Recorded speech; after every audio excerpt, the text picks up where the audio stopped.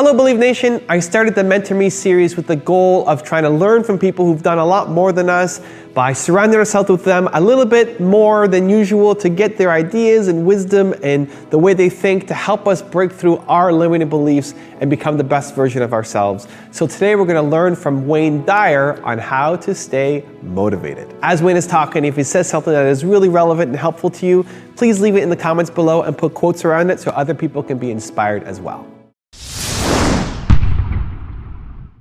And these top 10 principles that I have put together here for this program, you might want to jot down. You might want to go into your desk and just take out a little piece of paper. But I think if you practice them and look at them and see them, they come from someone who's had a burning desire, but has also been living a life in which I have felt independent of the opinions of others in terms of whether or not I should or shouldn't be doing that. There's something that I allow to consult myself, within myself, rather than looking outside to see if this is right or not. And so let me just I'll number them and I'll go through them and I'll give you some examples of them and you decide whether they're to your liking or whether they work or not. The first of these principles came from a Vedantic scholar in the 10th century. His name was Tilopa.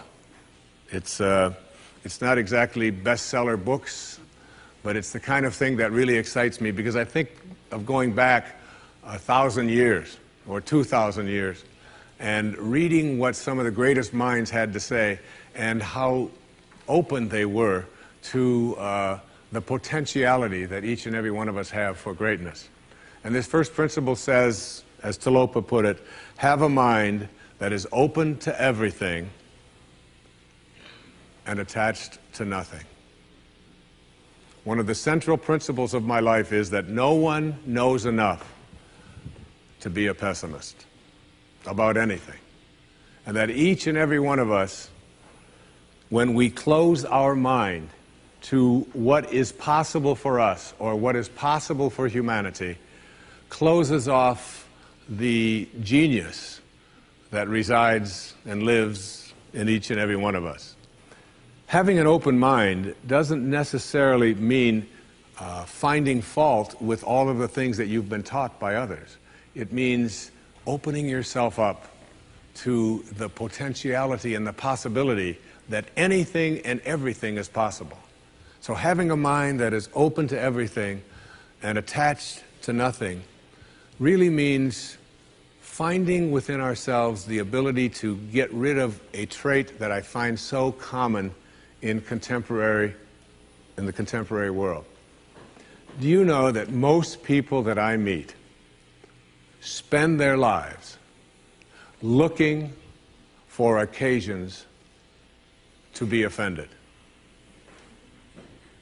They actually are out there hoping that they can find some reason to be offended. And there's no shortage of reasons. They're out there everywhere. The way this person dressed, what this person said, they turn on their TV, they hear the news, they're offended by this. Someone used language that they didn't like, someone doesn't share the same customs that you, and people all day long. In fact, if you keep track tomorrow, you will find probably 100 reasons that you can go around being offended. But a mind that is open to everything and attached to nothing is a mind that says, I'm never looking for anything to be offended by. And that whatever anybody else out there has to say, my response to that is, that's an interesting point of view. I've never considered that before. I remember being interviewed for a morning television show, and the woman that was interviewing me said, how does it feel to be talking to audiences where people have all of these strange beliefs, these weird things that they come to? And it intrigues me because one of the things that Emerson said is in one of his very first essays. He says the first thing we have to say respecting what are called new views here in New England, where we are right now, is that they are not new, but the very oldest of thoughts cast into the mold of these new times. And that was in 1842. He was speaking about that. And this woman asked me the question. She said, doesn't it offend you that there's people out there and they're talking about people using crystals to heal somebody? And I remember my response. My response was that if I've got hemorrhoids and somebody out there is convincing me that crystals are going to heal them, I'm ordering crystal chairs. Why not? I mean, all you have to do is understand something called a placebo. And what is a placebo? It's nothing more than a convincing belief. If I hand you this pill and say this pill is going to cure your arthritis, and you take it and the pill is just a sugar pill, but your arthritis disappears, I'm into buying those placebos. Where can I get some of those placebos? And it's true of everything. And it's when you think about all the things that we enjoy and what our life is like, it took people who had a mind that wasn't closed to allow us to make the progress that we've made.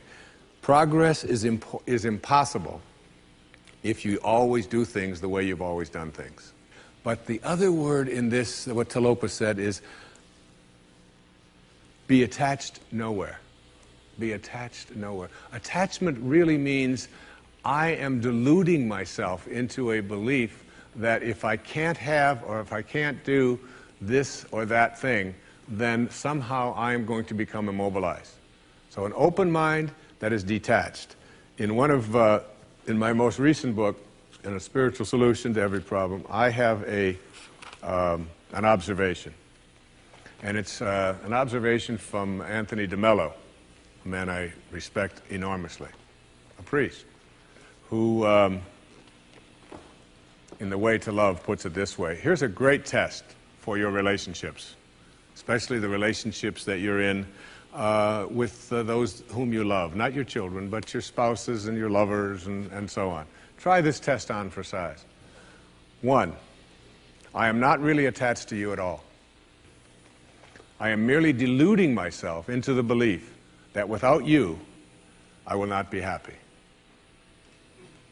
And 2, and here's the toughest test for non-attachment, I leave you free to be yourself, to think your thoughts, indulge your tastes, follow your inclinations, behave in ways that you decide are to your liking.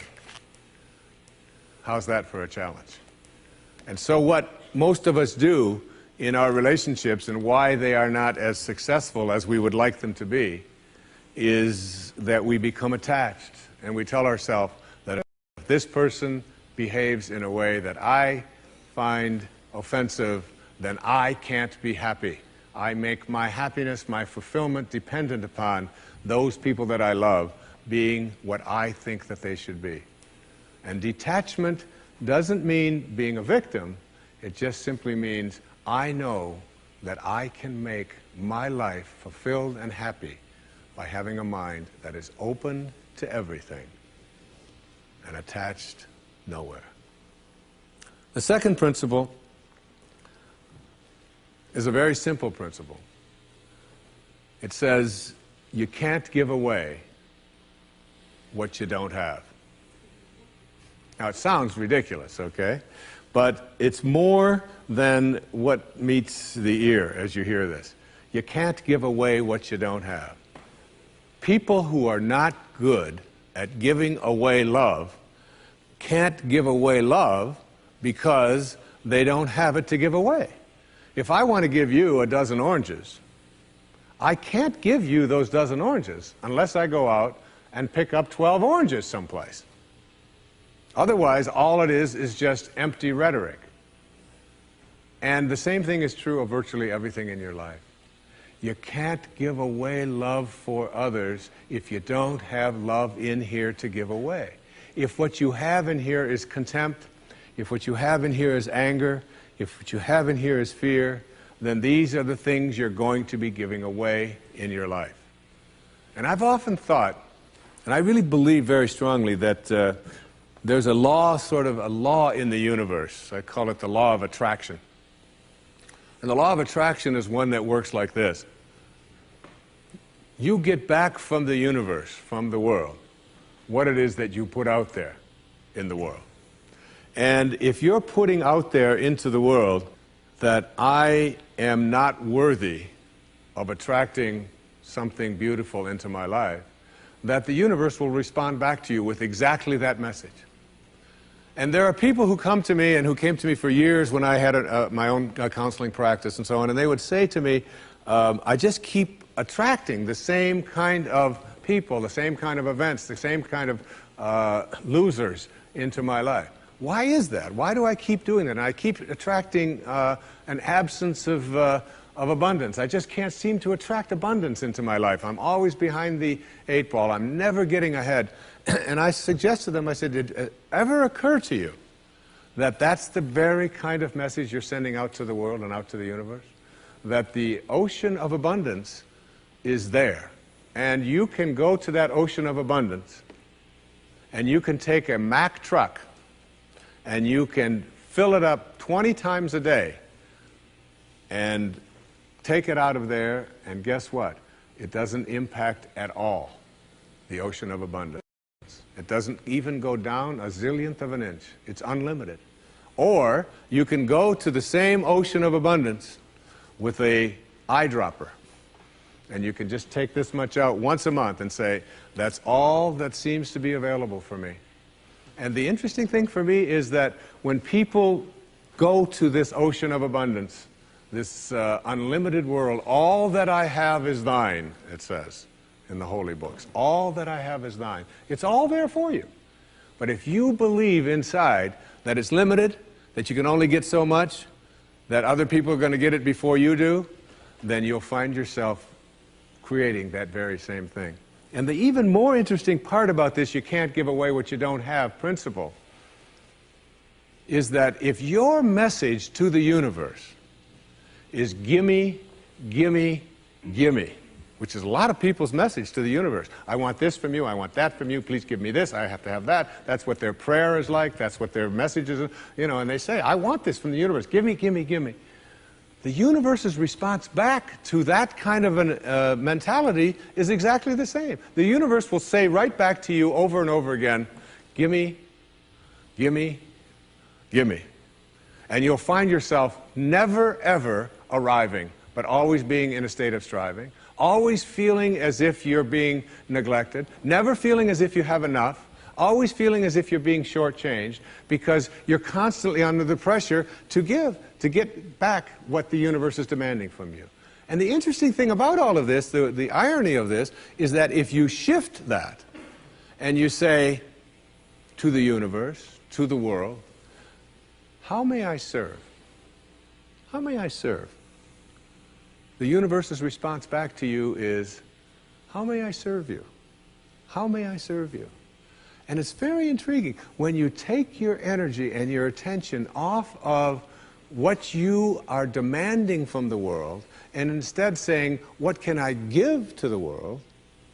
And it's really the basis behind that very famous line of the President John Kennedy's inaugural address. Ask not what your country can do, ask what you can do for your country. And the irony of that is, and I've learned that in my own life, that when I stopped thinking about what was in it for Wayne Dyer and how much could I get, and I began to shift and say, how can I help you? How can I give to you? What can I do for you? And people who write to me, I send them something.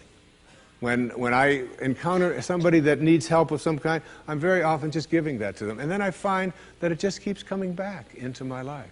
And once I shifted that energy off of what can I have into what can I give, it seemed to me that the universe responded back with the very same message. What can I give to you?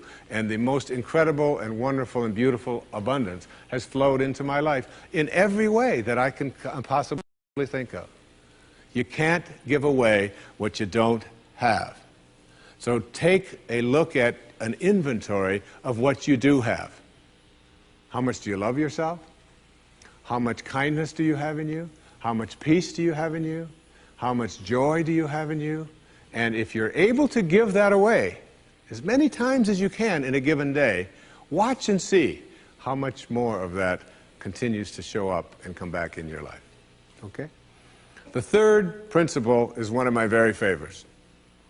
It's called There Are No Justified Resentments.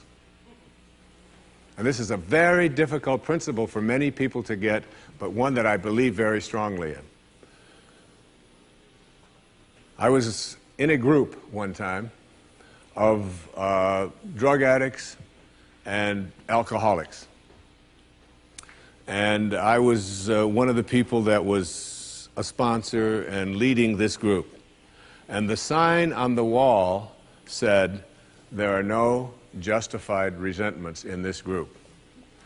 And what I said to that group that night was, no matter what anybody says to you here, no matter what kind of anger comes directed towards you, no matter how much hate you may encounter showing up in your life, there are no justified resentments.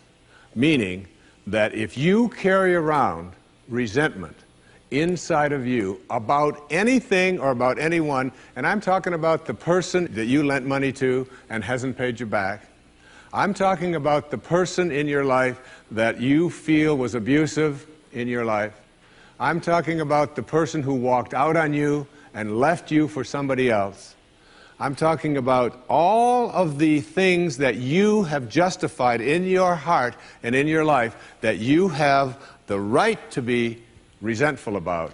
And I'm suggesting to you that those resentments will always end up harming you and creating in you a sense of despair. I've often said that no one ever dies from a snake bite. The snake bite will never kill you. You cannot be unbitten. Once you're bitten, you're bitten. But it's the venom that continues to pour through your system after the bite that will end up destroying you. So now you have to take a look at all of the resentments that you may have in your life. And I'd like to suggest to you that I think there is a wonderful metaphor for this that I have created in my life for how to make this work. And I think that Regis Philbin is the one who's responsible for it, all right? My buddy Regis. There's a show called Who Wants to Be a Millionaire that has been popular all over the world. I'm in South Africa, it comes on, all right? I was in Australia, and they've got their own Australian version. And in Greece, they have the Greek edition of Who Wants to Be a Millionaire. And basically, this show has two levels that you have to get to. Now, the first level is the $1,000 level. And at the $1,000 level, you basically have to answer a question like, on your hand, you have some digits. Those digits on your hand are called your feet, your nose, your ears, your fingers. And everybody who ever goes on the show has this horrible dread that they're going to go out on one of those questions, right? So basically, in order to get to the $1,000 level, all you have to do is answer 5 pretty simple questions in order to get to the $1,000 level. Now, on this program, the $1,000 level for you in this metaphor means that you will leave with something if you get this. At least get this. This is the $1,000 level. You must send blame out of your life for any conditions of your life. Blame has to go. All right? Now, blame means if you're sitting there with a disease, you say without guilt, it's mine, I take responsibility for it. This means that if you have been through any tough circumstances in your life, this means if you have a minimal amount of financial security in your life, this means if your children don't get along with you, this means that if your neighbors are taking up a petition to get you out of the neighborhood, whatever it might be that's going on in your life, you name it, and everybody across this great country and across this world has a series of these things that you're willing to say, I am here because of the choices that I have made right now. I'm willing to say that. Even though it's difficult, And we know it's really not your fault. We know really there's a lot of people out there who are really bad, all right? But you're willing to say no blame. That's the first level, all right? That's where you understand no justified resentment. And then on the Who Wants to Be a Millionaire show, there is what is called the $32,000 level. And the $32,000 level is not only an opportunity for you to walk away with a sizable amount of goodies, which you can walk away from tonight in this program, but it also is the door opener to multi-wealth. But you got to get to this in order to have an opportunity to move into these transcendent levels, all right? Millionaire spiritual status, all right? You got to get through these next 5 questions. And this $32,000 question, or level rather, comes to this. It came to me from a quotation that I used in the writing of A Spiritual Solution to Every Problem. I read a book that was written a couple of thousand years ago by Patanjali, the Yoga Sutras, the aphorisms of Patanjali. And one of those sutras, one of those aphorisms, observations that this brilliant man made almost 2,000 years ago, was this.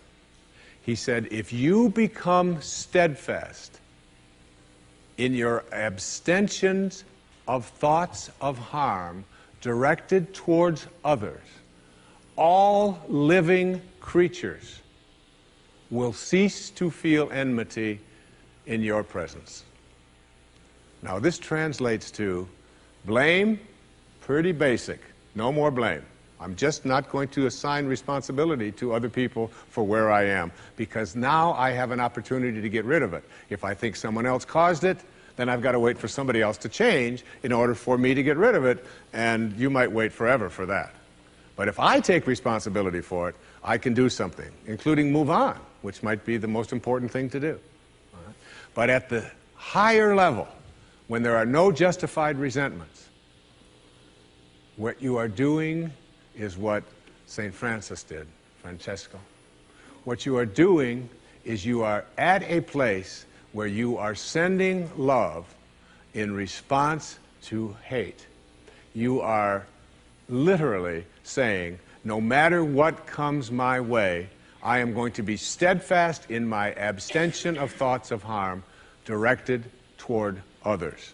I'm going to work hard at, no matter what comes my way, having it come out of me what I want to come out of me, and that is love, and that is a higher energy. And if you can get to that level, Patanjali said, all living creatures will cease to feel enmity in your presence. I have a little girl, a precious little girl. I have 6 precious girls and 2 precious sons, but I have a little girl who is almost 12. And she loves animals like no one I've ever met in my life. I mean, her whole life revolves around animals. And when we walk in the woods, butterflies avoid me, fly away from people around, and they come and they land right on her arm. And it happens all the time. All living creatures. She couldn't have a thought of harm directed towards any living creature. And Patanjali said to us, all living creatures will cease to feel fear or enmity or anger in the presence of those who can send love in response to hate. That's what I mean when I say there are no justified resentments. What I'd like to do, I'd like to share a little story here with you. It's a very tender story. It was sent to me by someone who sends me beautiful things in the mail. And I call it the Teddy story.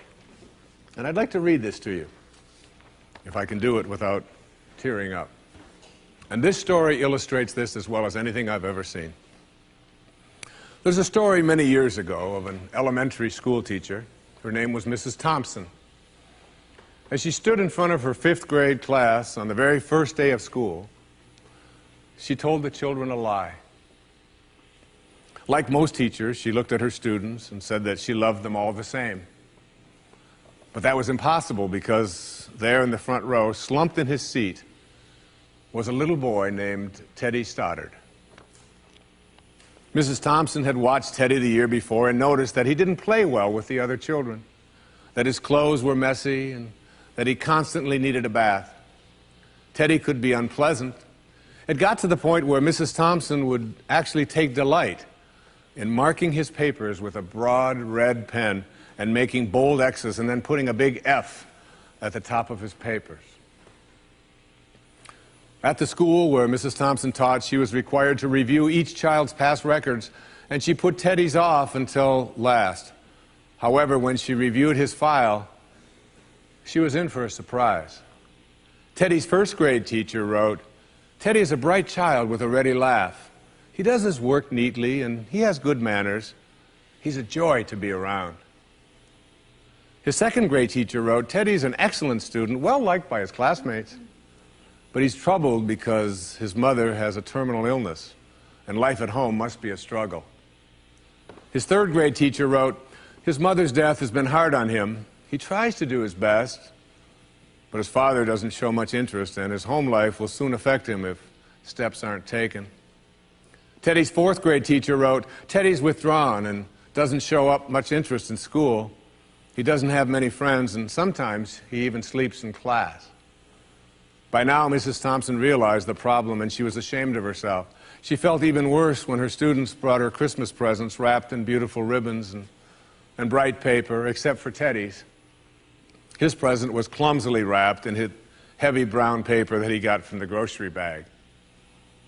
Mrs. Thompson took pains to open it in the middle of the other presents. Some of the children started to laugh when she found a rhinestone bracelet with some of the stones missing and a bottle that was 1/4 full of perfume. But she stifled her children's laughter when she exclaimed how pretty the bracelet was, putting it on and dabbing some of the perfume on her wrist. Teddy Stoddard stayed after school that day just long enough to say, "Mrs. Thompson, today you smell just like my mom used to." After the children left, she cried for at least an hour. On the very day, she quit teaching reading, writing, and arithmetic, and instead, she began to teach children. Mrs. Thompson paid particular attention to Teddy. As she worked with him and his mind seemed to come alive, the more she encouraged him, the faster he responded. By the end of the year, Teddy had become one of the smartest children in the class, and despite her lie, became one of her teacher's pets. A year later, she found a note under the door from Teddy telling her that she was still the best teacher he ever had in his whole life. 6 years went by before she got another note from Teddy.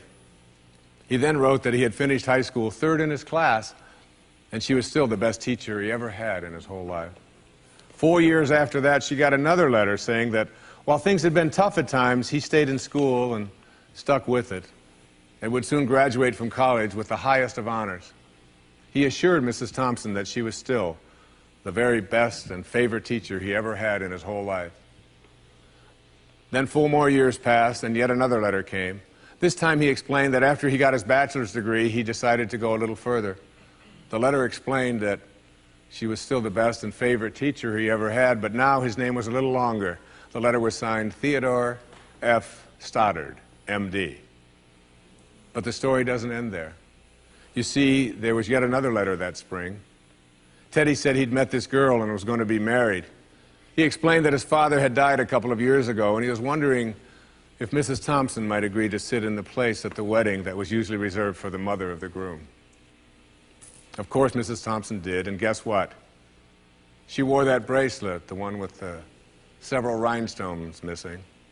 And she made sure she was wearing the perfume that Teddy remembered his mother wearing on their last Christmas together. They hugged each other, and Dr. Stoddard whispered in Mrs. Thompson's ear, "Thank you so much for making me feel important and showing me that I could make a difference." Mrs. Thompson came with tears in her eyes and whispered back, "Teddy, you have it all wrong. You were the one who taught me that I could make a difference. I didn't know how to teach until I met you." Isn't that a beautiful story? Yeah.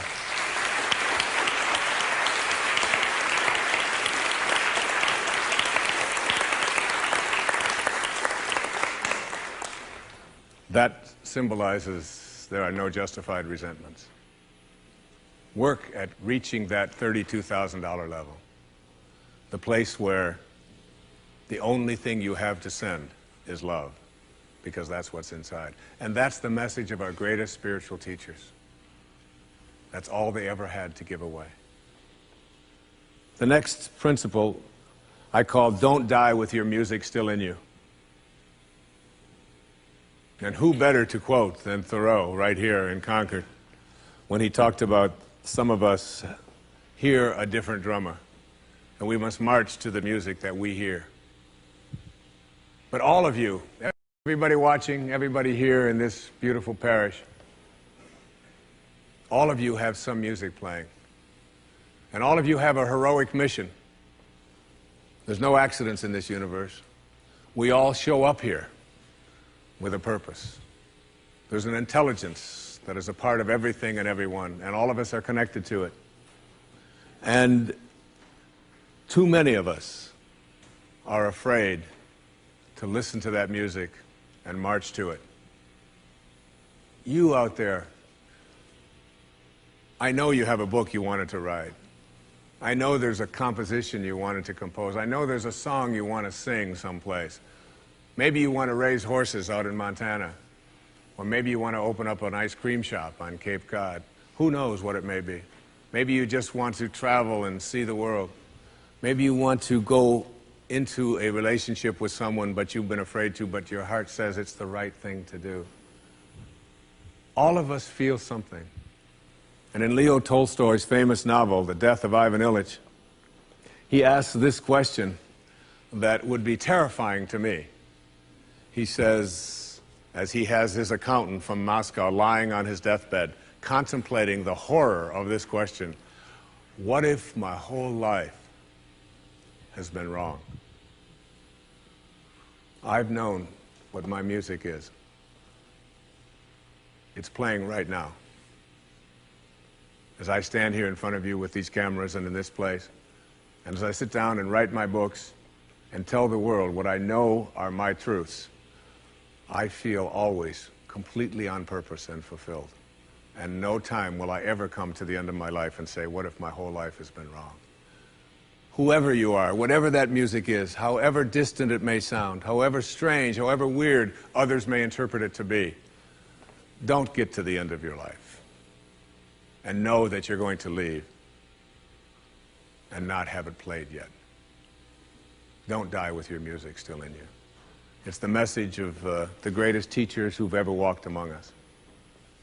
It's the message I give to you today as one of the principles for success and peace in your life.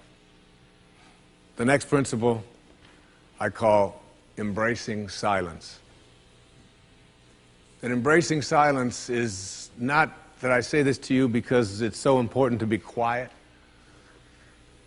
What I have learned, I have a dear friend, and many of you know, we've put out tapes together, we've appeared on stages all over the world together.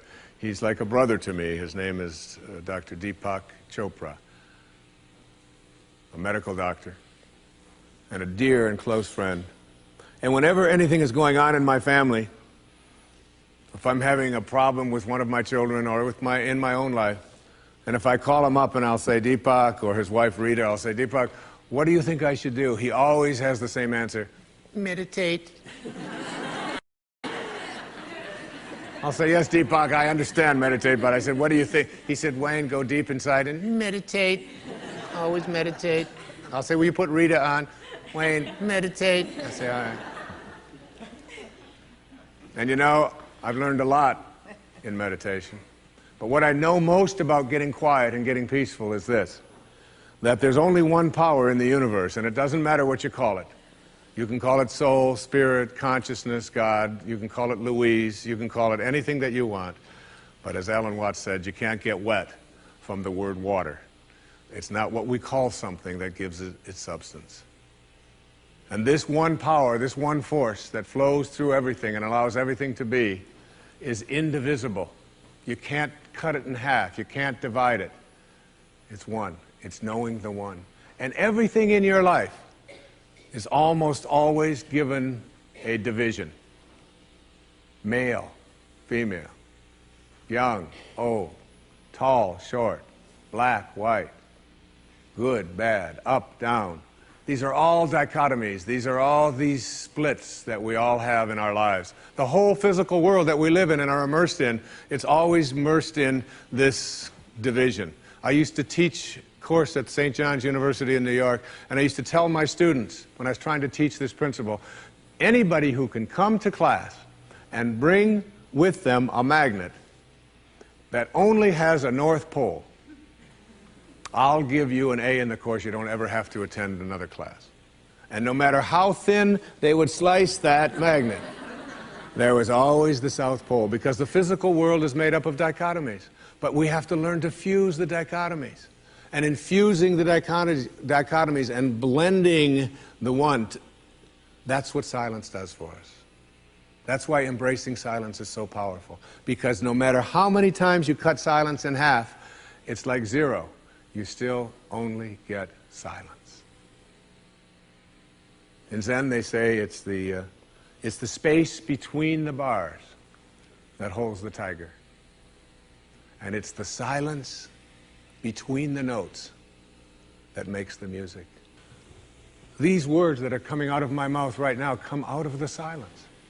And finding that silence and embracing it means that you go to the place within you that you cannot divide. Just like you can't divide the source, the one, the spirit. You can't divide that either. It's only one.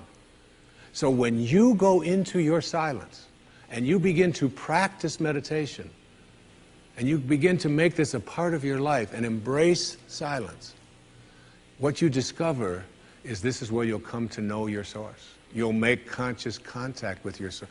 I can't tell you how many people that have come to me who have suffered from serious illnesses, who've been given diagnoses that it's terminal and that you can't do it, who have gone out to the wilderness and have decided that I am going to commune with nature. And the transcendentalists, Thoreau and Emerson, they believed that nature was our source and that we were all products of nature. And if you can get back to your source, if you can get back to that feeling of being with spirit, that's where healing can take place. And I've had wonderful stories of people who've told me that it was when I began to embrace that silence that I began to feel more connected to my source. Embrace silence because it's a way to come to know God, to know your source. Both are indivisible. And the only experience you can have in your daily life that even comes close to a spiritual awakening is silence. The next principle I call giving up your personal history. And I learned it from a man named Carlos Castaneda, who once said that one day, he said, I finally realized that I no longer needed a personal history. And just like drinking, he said, I gave it up. And that, and only that, has made all the difference in the world. You know the nice thing about giving up your personal history? Is that if you don't have a story, you don't have to live up to it. All of us have these bags of manure that we carry around with us, called our past. And the people who have done things to us, and the events and the circumstances, all of this stuff that we use and we bond to. And we bond ourselves to these wounds of our past, and we identify ourselves on the basis of these wounds. And every once in a while we set it down and we reach in there and we smear it all over ourselves. And then we wonder, why does my life smell so bad? I don't understand this. When in fact, the now, this moment, merging yourself into the now, means that you may have been in a relationship. I had a woman from Holland who came over to see me, whose husband had left her after 25 years. She had 4 children, and she just had been on the verge of suicide. And she was losing weight, and she was depressed, and she was taking all kinds of drugs for it, and she was getting sicker and sicker because she just couldn't get over it. And she came to a book signing that I was doing at a bookstore down in Florida. And she said, you've got to say something to me. You've got to say something to me that will help me to get over this. And I told her this line. I said, give up your personal history. Merge yourself here, now, into this moment.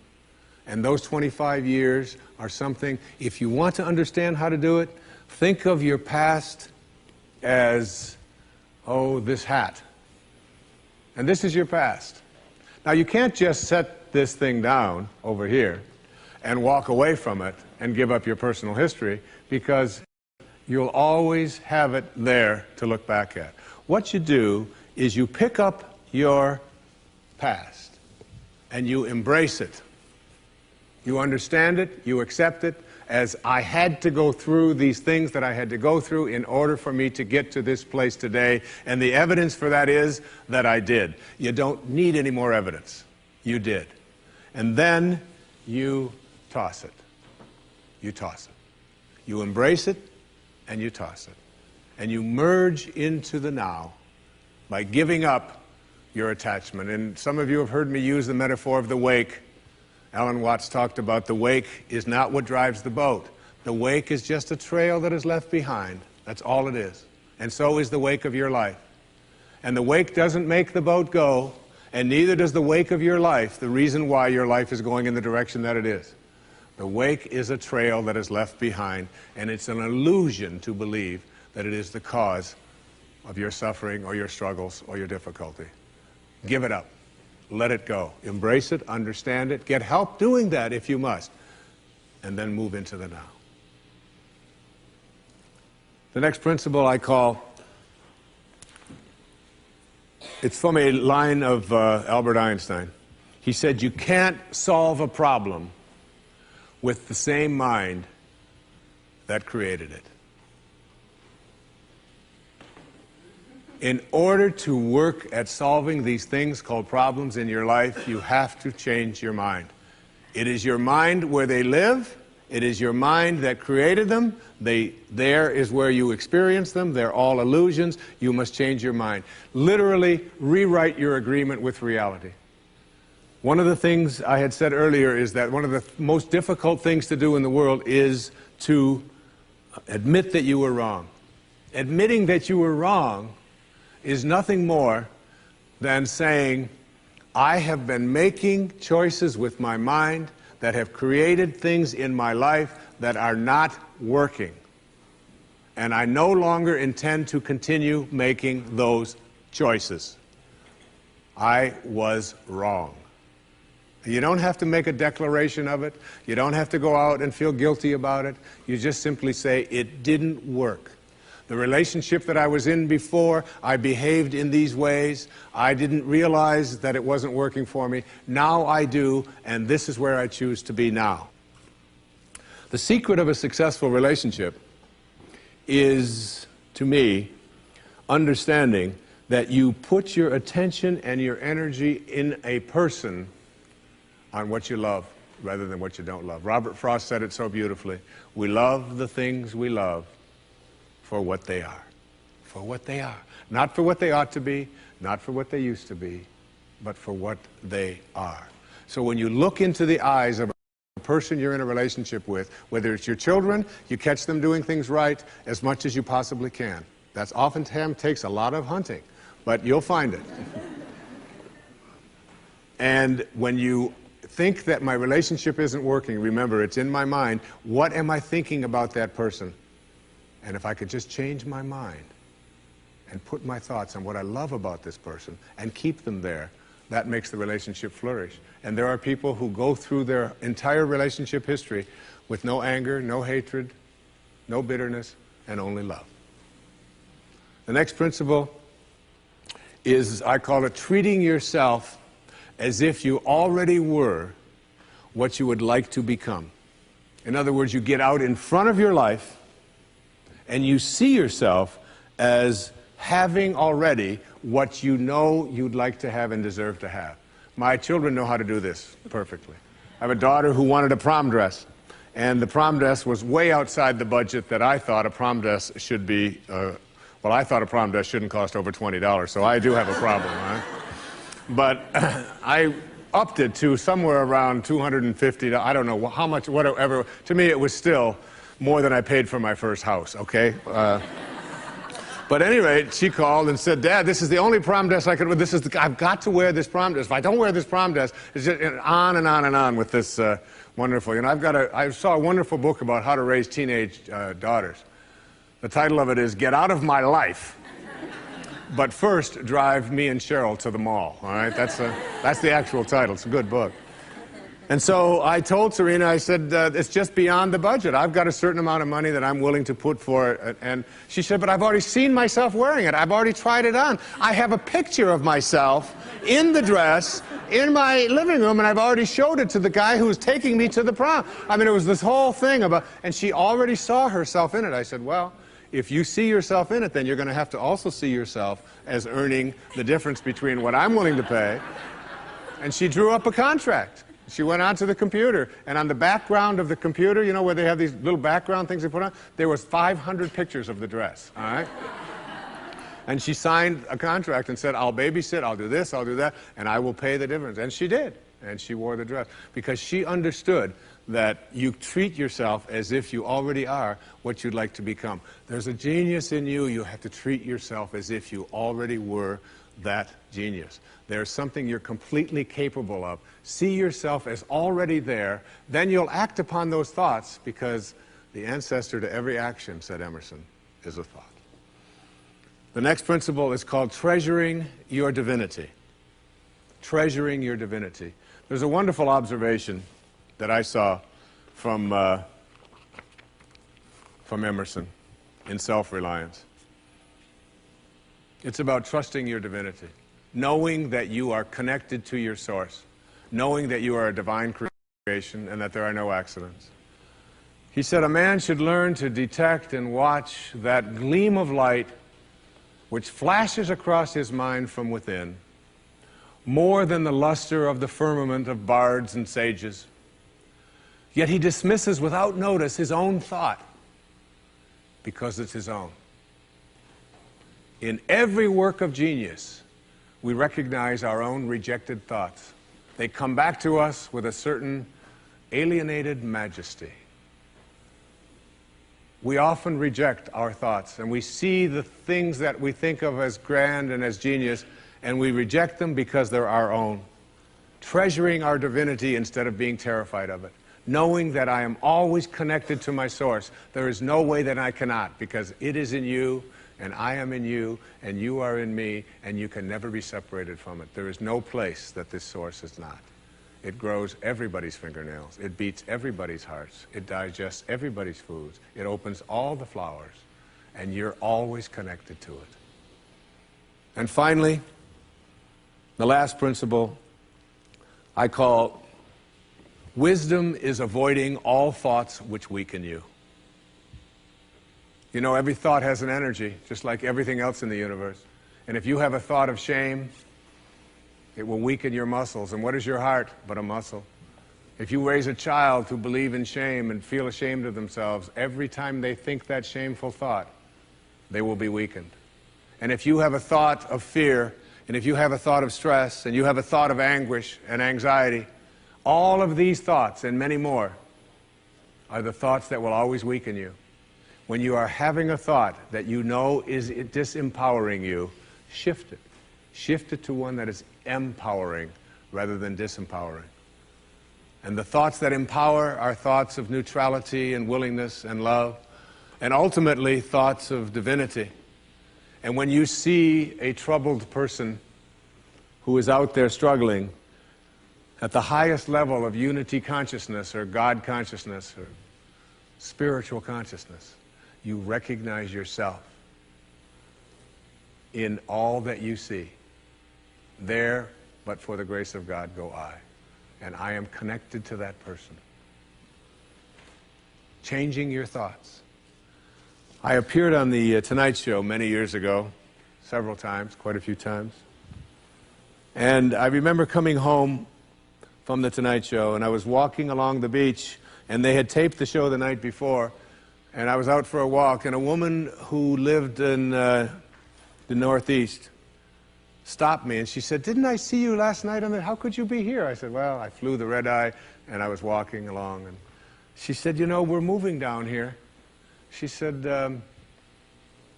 what are the people like here? What's it like? And I said to her, I said, well, what are they like where you live? She said, well, she said, I live in a very big city. And she said, they're very pushy. And people are not very kind. And they don't have time for you. And she said, it's really not very pleasant. She said, that's one of the reasons I'm leaving there. I said, well, that's pretty much what you're going to find here. That's basically what the people are like here. On the way back on the same day, someone else who had seen me the night before on The Tonight Show, who had lived in the Midwest, stopped me and asked me almost the same question. She said, you live here? I said, yes. She said, well, my husband and I are moving here and we're looking for a school. She said, what are the people like here? What's it like here? I said, what are they like in Chicago where you live? She said, it's the Midwest. She said, people are very friendly, they're open, they open their homes to you, they're very loving, they're very kind. She said, it's a wonderful place. She said, I love that, I'm going to really miss that. I said, that's pretty much what you're going to find here. It's what you expect, it's what you think about that expands. It's what Emerson taught us. The ancestor to every action is a thought. Change your thoughts, and you change your world. Change your expectations, and you change around what you begin to manifest and see showing up in your life. You are the sum total of all of the choices that you've made up until now. And anything about yourself or your life that you don't like or isn't working or isn't mobilizing you is to be looked at in terms of, can I grow? Rather than, why did I do it, or isn't this wrong? See, the two ways to motivate yourself are deficiency motivation, which says, where I am I don't like. I don't like what I've done. I don't like the fact that I can't do this well or I can't do that well. So I will list these things in my own repertoire, and then I will be constantly trying to repair those deficiencies, always assuming that I'm deficient, that there's something wrong with me, and I'm trying to fix it. And when you do that, you spend your whole life doing that. And you never arrive, because your life becomes a series of trying to get someplace else. And it is, if you follow that, if you live that, if you behave that, then what happens to you is you become a person who will always suffer from this disease called more. You always have to have more. Because whenever you are getting where you want to go, let's say you want $100,000 in the bank, and you work, and you struggle, and you deny yourself, and you do all of those things, and you finally you get there, and here you are, you got $100,000 in the bank. All of this stuff over here is, of course, your life, and that is all you know. That's what you know how to, that's how you are. That is your being, that is your way of being. So that when you do get here, what you will do is say, this is not enough. You must, a no-limit person is never operating from deficiency or from lack in their life. They're never saying, I don't have enough.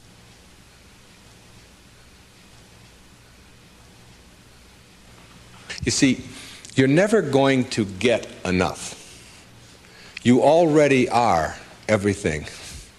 You're everything that you need. Think of it for just a moment. Everything that you need to have total bliss, perfection of your life, you already are. You already have it. You came into this world with nothing. That's how you're going out. And the time that you have here, what you have is your uniqueness, your specialness, and you don't need anything else. Now think on this. If you don't know how to appreciate what you have and where you are in your life, you don't need anything else. Because if you do get something else, you won't know how to appreciate that either. You'll just want more. Or you'll want it to be different. Or you'll want it to be the way it used to be. Or you'll want someone else to be the way you think they should be. Successful people or no-limit people or self-actualizing people or inner-directed people, whatever labels that have been put on them by great thinkers and philosophers and therapists and people that have looked at human beings, these kinds of people are people who always have enough. There are some people, if you invite them over and you say, I'd like you I'd like you to come over tonight, and I'd like you to stay over if you can, instead of having to drive back. And they'll say, well, can you stay? And I say, well, I don't know if I can stay or not. Well, you could sleep on the cot. Oh, no, I could never sleep on the cot. I can't sleep on cots. I got a sciatica, don't you know? And I have back pain, and cots, no, that's out of the question. I couldn't sleep on a cot. And what about breakfast? Well, we don't have any food, but we have some old grapefruit that are in the refrigerator. They have a few spots on them. Oh, no, I could never eat grapefruit. And spots? No, thanks. I can't eat grapefruit spots. I just couldn't do that, And these are people who never have enough. They are not able to be flexible and to change. And there are other people, if you say, would you like to sleep over? We got a place in the sewer. Hey, that'd be great. I can handle that. No problem. I've slept there before. It's all right. And all we have is grapefruit. Oh, I love grapefruit. Well, there's got spots on them. Oh, I really like grapefruit spots. Those are terrific. I'll go for those. There are some people who can handle anything, not because their circumstances are different. You see, your circumstances have very little to do with your fulfillment in life. Very little.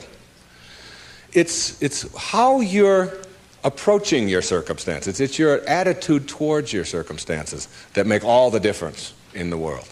And taking what you are and accepting it. I got to show you this.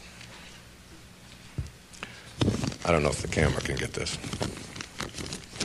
This is a little advertisement that was in the Detroit Free Press for last September. I was giving a speech at the Unity Church of Today in Detroit, and it says, Dr. Wayne Dyer will talk about your inner child and how to deal effectively with problems in all relationships. And it was a real nice ad, you can see that. Then on top of the ad, in the same paper, there's another ad. And the ad says, face it.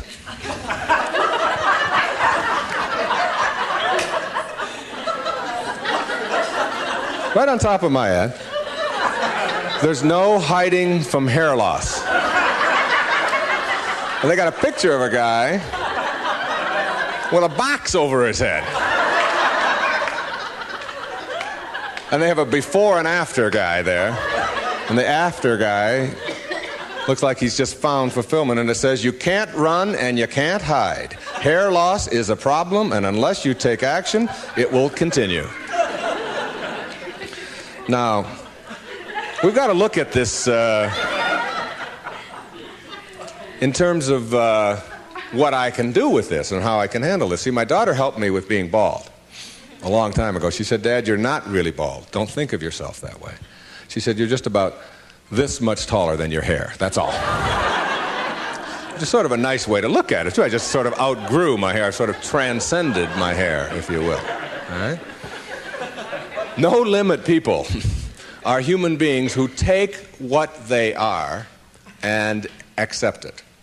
And don't tell themselves that somehow they're deficient because of anything about themselves.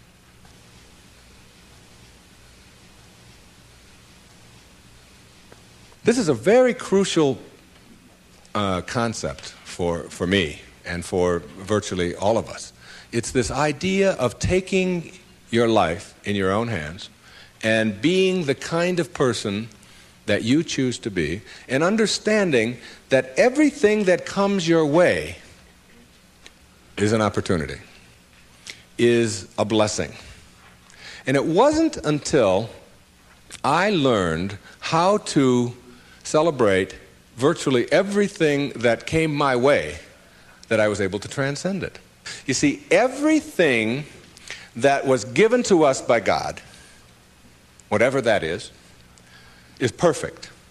No one can deny the mountains are perfect and the rivers are perfect and the birds are perfect and the hippopotamuses are perfect and so on. This is just what was given to us. Everything else that you have on our planet, that we have on our planet, comes about as a result of thinking.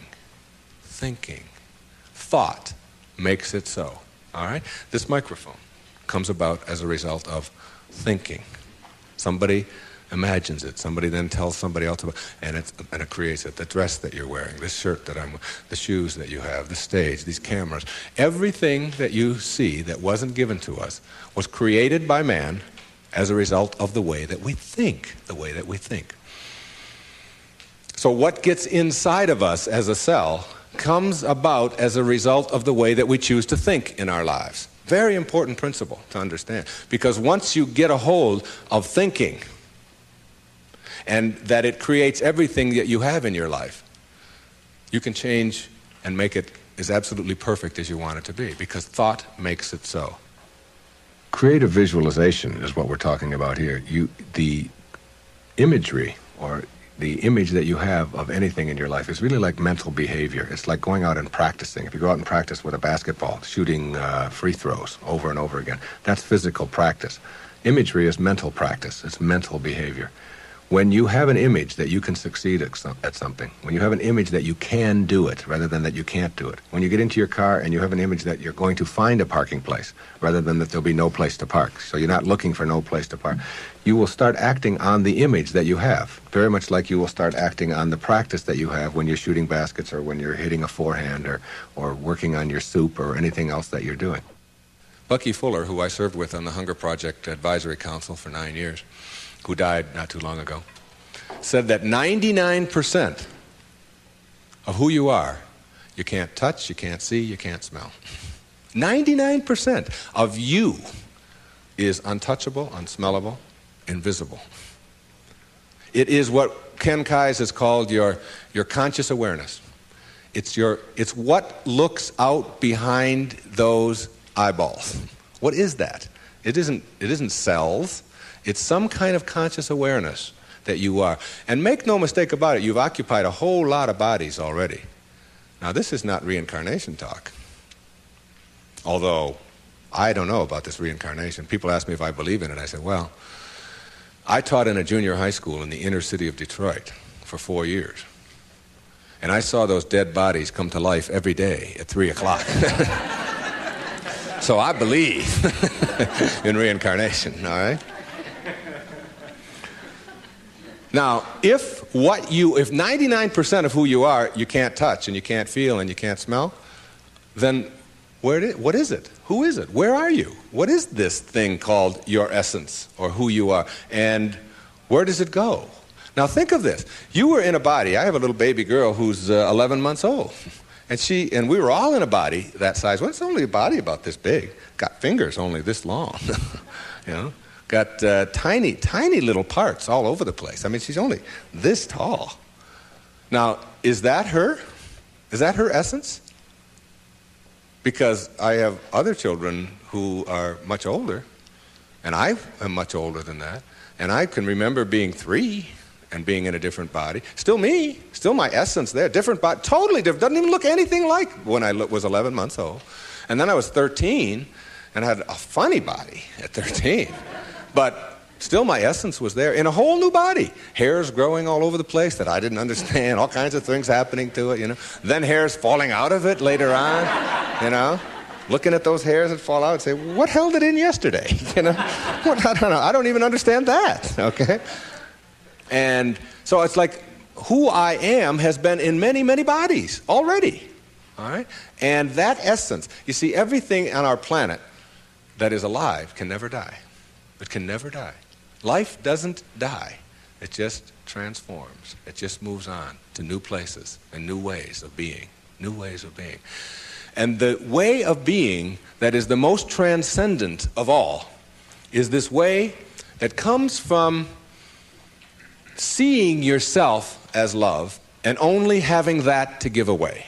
Only having that to give away. Let's say I were to stand up here in front of you and just visualize for a moment that I have an orange.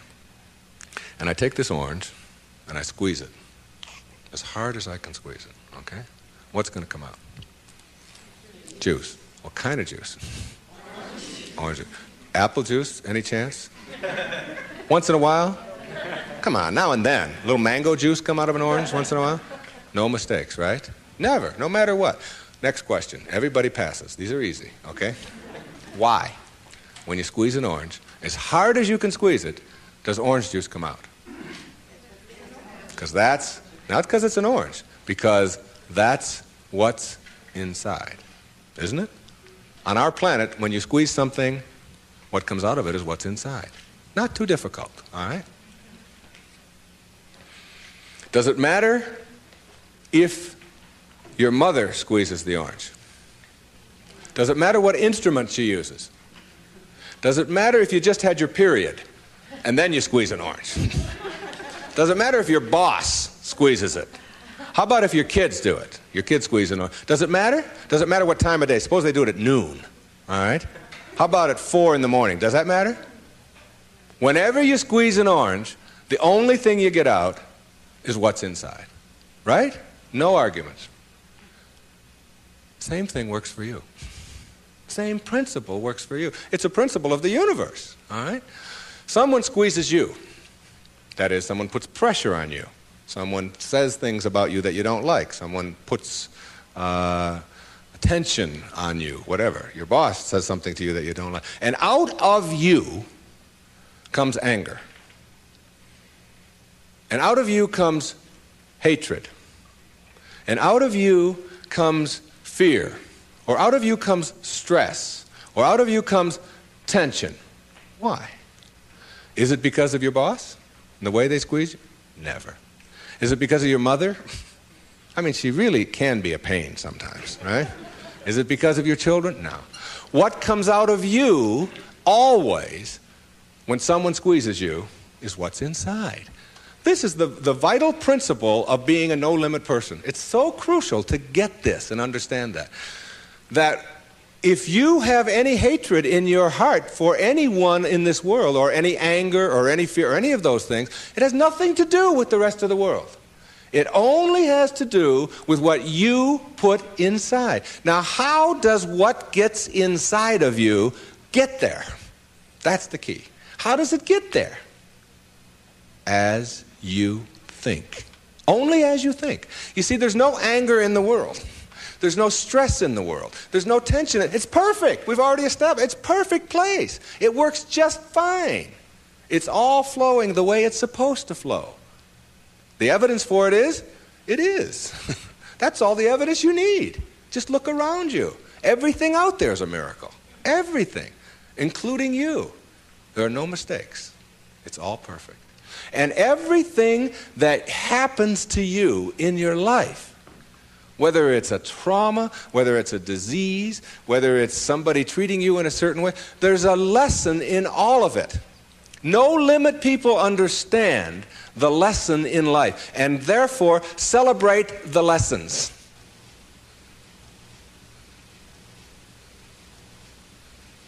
It's true.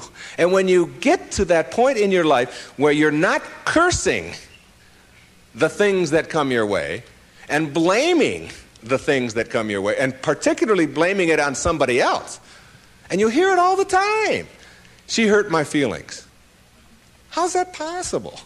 How can anybody hurt your feelings? Your feelings come from your thoughts. No one can hurt your feelings without your consent. No one can make a fool of you without your consent. No one can embarrass you without your consent. These are choices that you have that come from the way that you think. Someone calls you a name. Hey, stupid.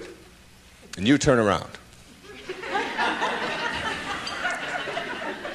I didn't even tell anybody I was coming. How did they know that, all right? And then you blame the person who called you a name. Instead of saying, that's just their opinion. That's just where they are. That's where they are on the path. And it's okay. All of you are in relationships, right? Everybody has a relationship of some kind or another. In your relationship, you have any problems?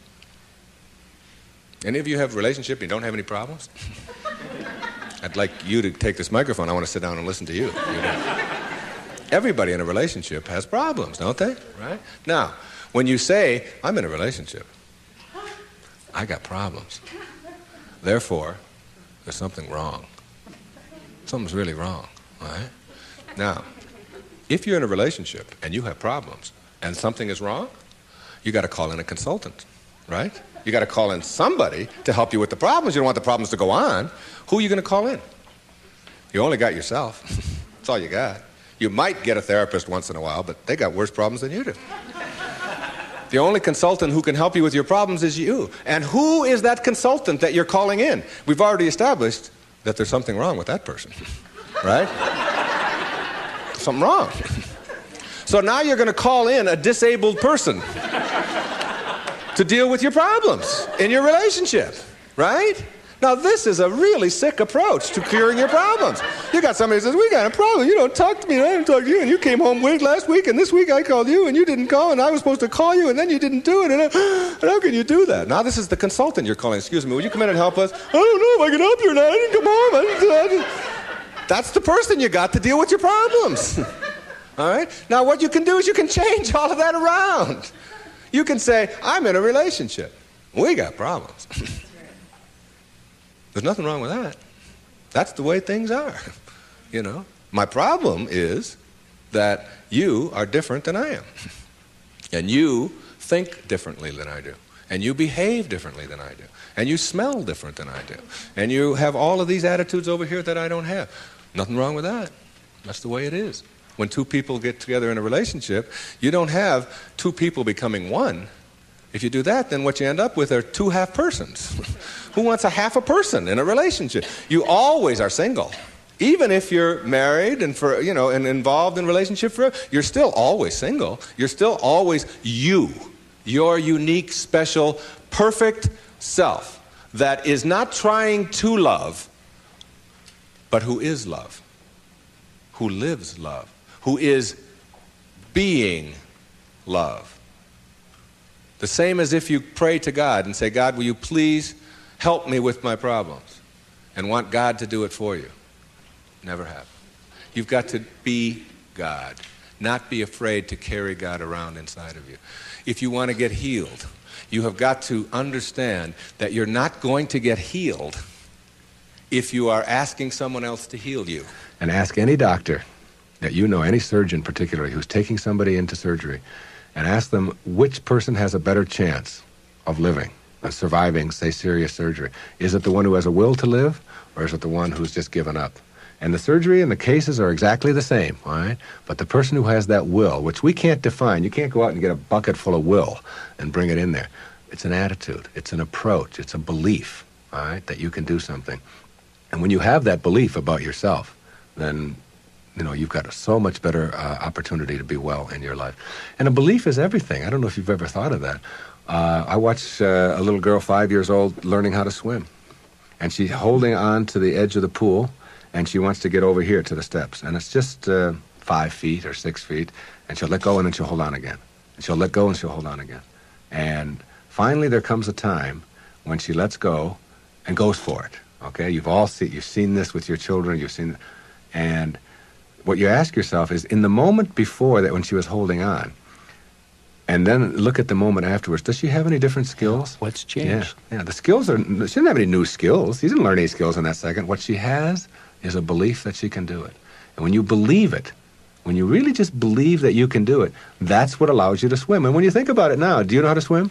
Yeah, so when you dive into the water, you don't think about that. You just know when you dive into the water, you can swim. You don't have any necessary swimming skills or anything like that. Or when you get on a bicycle, you get on, you know that you're going to, unless you believe you can't, because you've never gone out there and tried it and worked on it and done it. Told a story of a patient of yours who had that very problem, who said she didn't know how to ride a bicycle. Yeah, Gail, who came to me many years ago. And you know why she said she couldn't ride a bicycle? Because her mother wouldn't let her get on one. Cop out. Yeah, absolutely.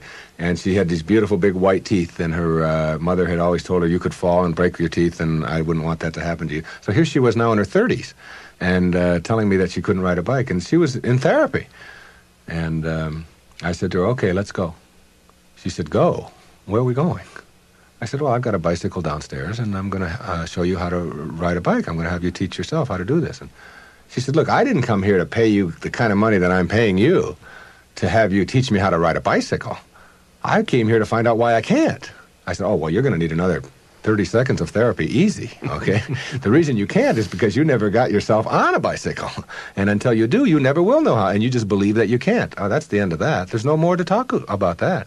Now, what we have to do is get you to get out there, and we went downstairs, and it was a woman's bike, and I've helped a lot of people to teach themselves how to ride a bike. And what you do when you help someone to teach themselves how to ride a bike, because you don't teach anybody how to ride a bike, okay, is you let them do it all themselves. You let them hold it, you let them balance it, you let them move with it, you let them put the pedal down and move it themselves, and you stand back. You say, no, when you're ready, and then you move it, and you hold on for a second, then you put your foot back down, and you practice it and practice and practice that all yourself, with just someone encouraging you, and before long, in just a matter of minutes. When I tell you it was minutes, and this woman had never been on a bicycle before. She rode like 2 blocks on a bicycle. She couldn't believe that she now had a belief. Being, to me, means seeing the greatness and the uniqueness in you and never letting anybody else convince you to the contrary. When people ask me, come on, you're always talking about being up and you're always positive and so on, you mean to tell me that you're always that way? I say, yeah, I really am. And it isn't because I'm out there doing something in an artificial way. It's an authentic response to my having gotten the junk out of me. And the junk is the way that I used to think, the way that I used to think. Think for a moment, if you can visualize right here, a clock, a big clock. And the hands on the clock go from 1 to 12. The clock starts right out here with the minute hand, and it goes over towards the 3, the hour hand, minute hand. And that's the time in your life when you are moving away from yourself, from your true self. That's the time when you are trying to put other people down, trying to prove that you're bigger or better than somebody else, trying to make yourself right all the time, as opposed to being with somebody else. It's like you're moving away, and a lot of people spend a lot of time moving away from their true self, because your true self is this little child, is this beautiful little child inside of you that has only love and acceptance for everything in the world, and no dis-ease, no absence of ease. You move away towards the 3, and then you move down here this way, and you're still moving away from yourself until you hit the 6. The 6 is the point in your life, symbolically, metaphorically here, when you are the furthest away from yourself that you can be. It's the low point in your life. It's the point where many people break down, or many people break down their relationships, or they feel full of despair, they feel full of hatred, whatever it may be. And a lot of people die then. A lot of people are put into hospitals then. A lot of people have to really seek out therapy then, and so on. And when you're at that 6. There's another part of the clock that goes from 6 to 12 that I think of as living in the light. And this is when, and see, this clock hand never can go back. It can't go back. It can only go this way. It only goes this way, as does life. It only goes this way, forward. In this period, this place between 6 and 12, that's when you start coming back to yourself. That's what enlightenment is. That's the pathway to enlightenment. When you send out that stuff that is destroying you, that is killing you in one way or another, and you move yourself back over here, and eventually you get yourself all the way back. This is the light over here. This is the place where you can't go back. You'd be tempted. You might be tempted to steal. You might be tempted to use anger. You might even slip a little bit, and you catch yourself. I can just not too long ago there was we got a problem with our sprinkler in my home. One of the sprinkler heads is off, and if you ever seen that happen, you get a gusher going up there. And I've been wanting to get that thing replaced for the longest time. And I'm walking out of the bank, and there's a sprinkler head right there in front of the bank. Now, I practically own this bank, okay? So I go there every day, and I do a lot of business with this bank. And I'm looking at this sprinkler head, and I think, all I have to do is just unscrew this thing. It wasn't on or anything. They'll replace it tomorrow morning. It's 98 cents or whatever. So I actually get down there, and I look, and I start turning the sprinkler. And then I start thinking, do I want this karma? Do I want to steal? Do I want to take? I know it's only a 99, and if I went into the bank, they'd probably give me one anyway if I asked them. And I just turned it back, and I said, if I want a sprinkler head, I'll go and buy one for myself. This doesn't belong to me. It was just like a split second of weakness there or whatever. But it illustrated to me that I can't go back there. I could never. And there was a time in my life when I could have done that. I can be absolutely frank with that. I could do that. I can't go back there anymore. That's where you start. That's the place to start. Because when you get all of that out, when that's all gone, and I mean gone. And it only comes about as a result of the way that you think. So it's just changing around your approach to life, the way that you think in life. When that starts to go away, what you've become filled up with is what your natural self is, which is this loving, accepting, not fighting the universe, but instead living in it and going with the flow and all of the kinds of cliches that you've heard 1,000 times. That's the metaphor there. And you see, every time you try to go back, can't do it. You can't do it. And the ingredients that make for a no-limit life are 5, in my opinion. The first is quality rather than appearances. You begin to change your thinking from appearances and how things look and how other people view me, okay? Because every time you find yourself upset in life about anything that anyone else has said, what you're really saying is what you think of me is more important than what I think of me, all right? So you change from appearances to what I call quality thinking. Quality. What is the quality of my life rather than how does it appear to others? Now, do you tell yourself that because my friends don't like me, that means there's something wrong with me? No, that's what you have to learn. That another person's opinion is just that. It's their opinion, and that's all it is.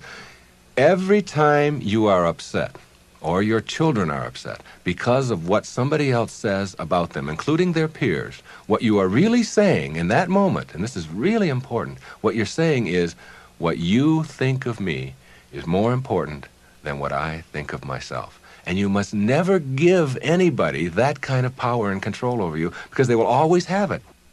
The funny part about approval, for those of you who really want it, now I'm here to tell you that I like approval. I enjoy it. I find it one of the most exciting things in the world. I like it when people read my books. I love it when people applaud. I like it when people tell me nice things and all. I like approval. I'm the first one to admit it. What I don't do is I don't need approval. There's a big difference between wanting approval and needing approval. When you need approval, it means you become immobilized when you don't get it, from making other people's opinions more important. Now, for those of you who say, yeah, but I want approval and I need it, and if I don't get it, and so on, then understand this. The people who get the most approval in life are the ones who care the least about it. And the ones who get the least approval are the ones who are always going after it. So if you want approval in this paradoxical way that I'm talking about it, stop needing it. Stop concerning yourself about it. Ask yourself, who gets the most approval in life? Think of the person that gets the most approval, and you'll see that that person couldn't care less what other people are thinking. They're so busy being, they don't have time to notice what their neighbors are doing. Thoreau said this. He said, if you advance confidently in the direction of your own dreams and endeavor to live the life which you have imagined, you will meet with a success unexpected in common hours. What that means is that success is not something that you can get in life. Success is an inner process. Success is something that you bring to everything you do in your life. It isn't something you get out of what you do. And when you get that, and you learn how to get the junk out, and advance confidently, doing what makes the most amount of sense to you based on your inner signals and the one issue of morality, which is you never interfere with anybody else's right to do the same. Each person has their own right to advance confidently in the direction of their own dreams.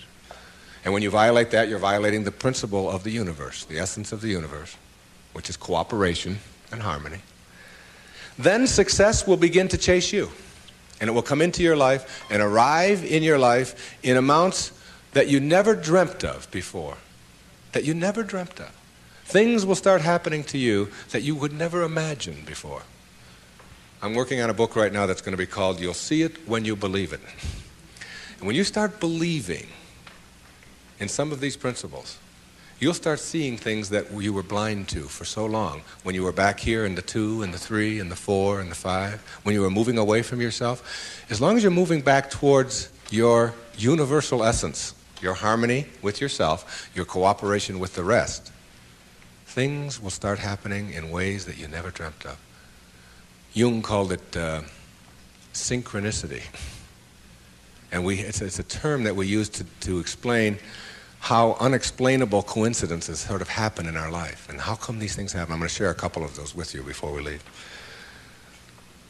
The quality versus appearance in your life means that you get that inner candle flame working in a way that gives you quality, independent of what other people think of you. Maslow, in defining self-actualizing, no-limit people, said they are independent of the good opinion of other people. Of the good opinion of other people. Independent of it. They're so busy advancing confidently, doing the things that make sense, and bringing success to changing their baby's diaper, and bringing success to weeding their garden, and bringing it to the job. They bring it on the airplane, so that when they run into somebody who is rude to them, a stewardess that is rude, they don't see it as an attack on them. It's just where they are, and they send them love.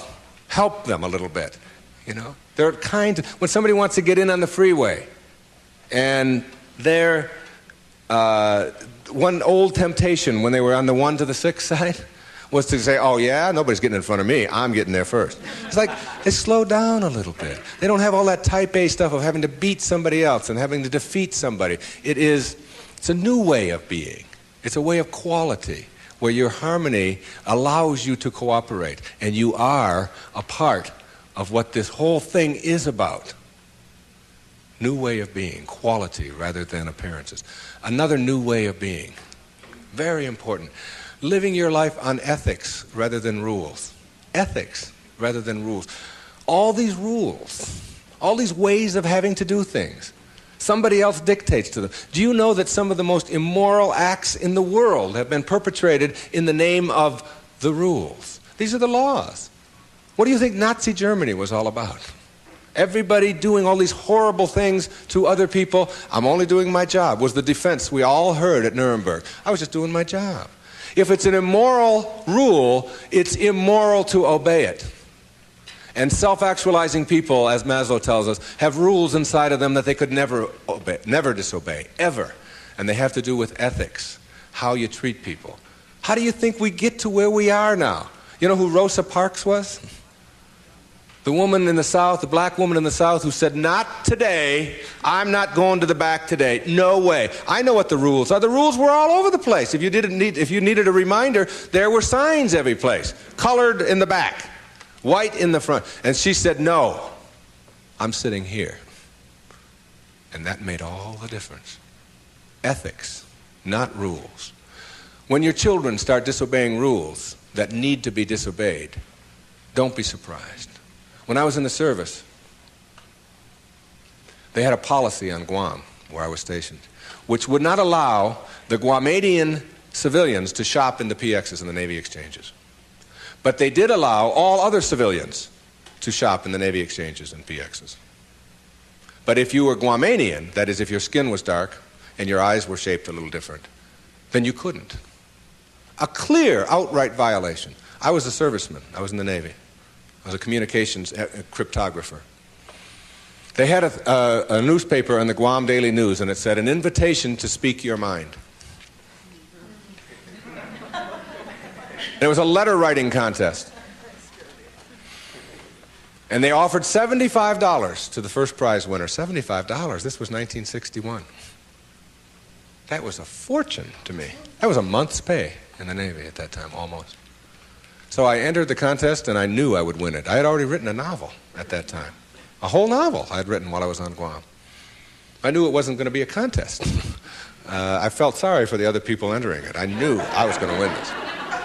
Unfortunately, I didn't realize that when you're in the service and you have an opinion and you don't submit it to the chain of command, that you can be court-martialed for that. So the headlines on next week's Guam Daily News were, U.S. sailor assails policy of discrimination. Big, hot stuff, all right? And I was called before a vice admiral, Commander Naval Forces Marianas Islands, and threatened with a court-martial because I had disobeyed the rules, even though the rule was immoral. There are lots of them like that. And when I went in and they threatened me with the court-martial, I told them this was my battle plan. They didn't have Xerox machines in those days, so I had to get a lot of carbon paper. I wrote a letter to President John F. Kennedy, and I wrote a letter to the Secretary of the Navy, and I wrote a letter, my hometown was Detroit, I wrote a letter to the Detroit News and a letter to the Detroit Free Press, telling them what was happening to me as a result of just expressing my opinion about an immoral act that was going on over here on Guam. And I showed the Naval Vice Admiral my letters, right there. I said, I've only sent the one to the President and the Secretary of the Navy.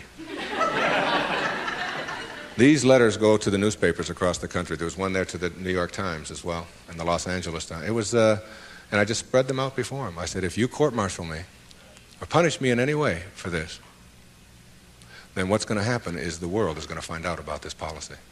And I'm prepared. I'm ready. I can handle it. And I was 20 years old at the time, or 21. Not only did I get a blessing from that, because all things come in blessings for you, I got out 90 days early. And they stamped on my record, P.I., because the President took it up and sent it to the Secretary. Must have. And I never heard from him, but the P.I. on your record means political influence. And they don't like anybody with political influence in the military. And as soon as they saw that, they said, this is somebody we probably will be giving a discharge real soon. There was no court-martial, and in September of 1962, a brand new policy was initiated on Guam, which allowed any civilian to shop in the Navy exchanges. And it came about as a result of someone saying, these rules are immoral, and therefore it's immoral to obey them. New ways of being, ethics rather than rules. And when your kids want to know why, how come these rules are so stupid? How come we have to do this? Encourage them to change them. My mother always did that.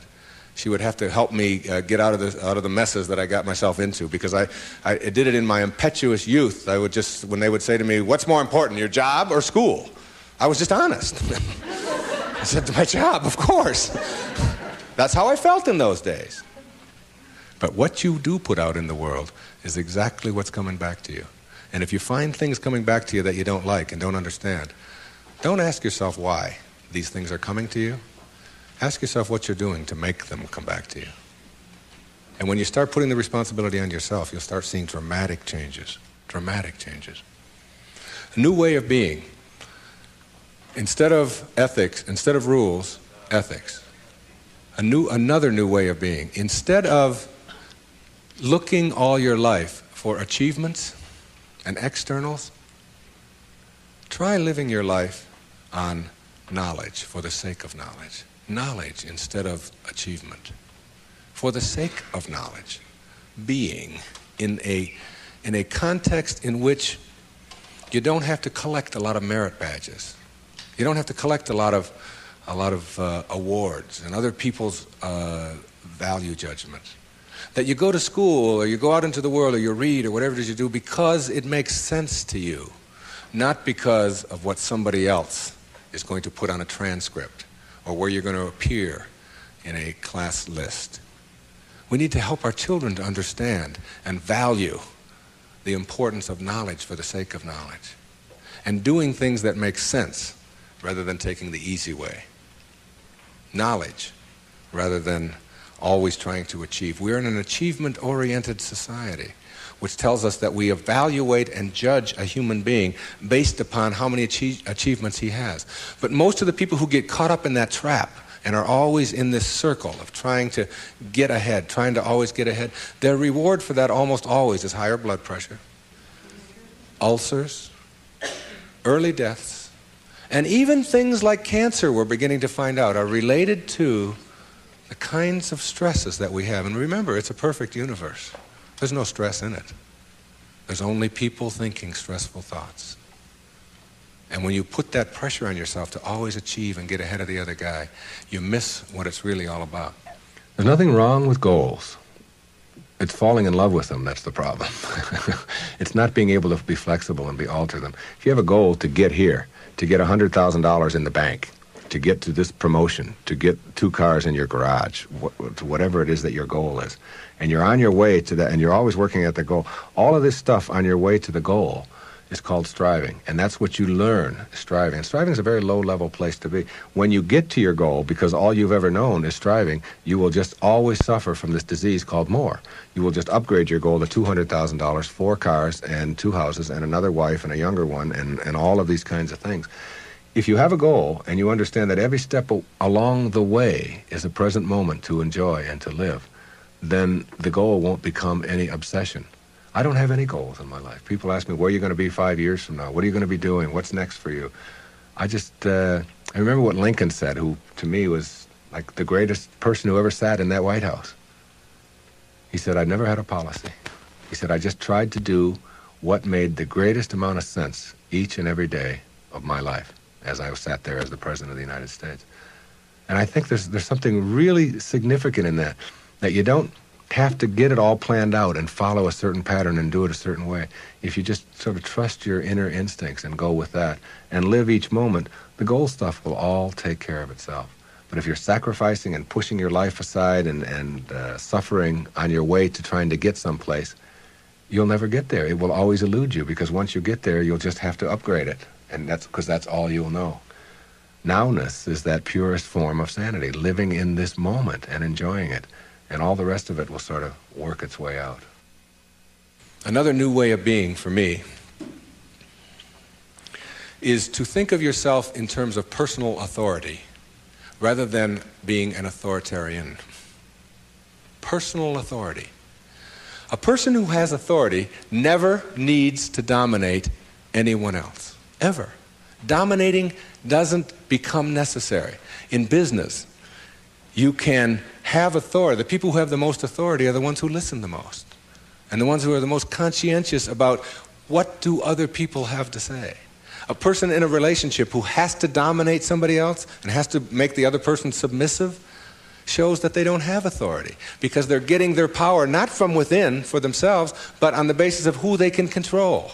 And that never lasts. That never lasts. The only thing that lasts is having inner power, if you will. Know thyself. That's what Shakespeare said. Know thyself. The more you know yourself, the more you become honest with yourself, honesty becomes just a way of life. No, I don't think the world necessarily does, but you can't run your world. You can't run your world based upon what the rest of the people in the world want or don't want. To me, honesty is like, it's a karma that goes out into the world. How people treat you in the world is their karma. How you react is yours.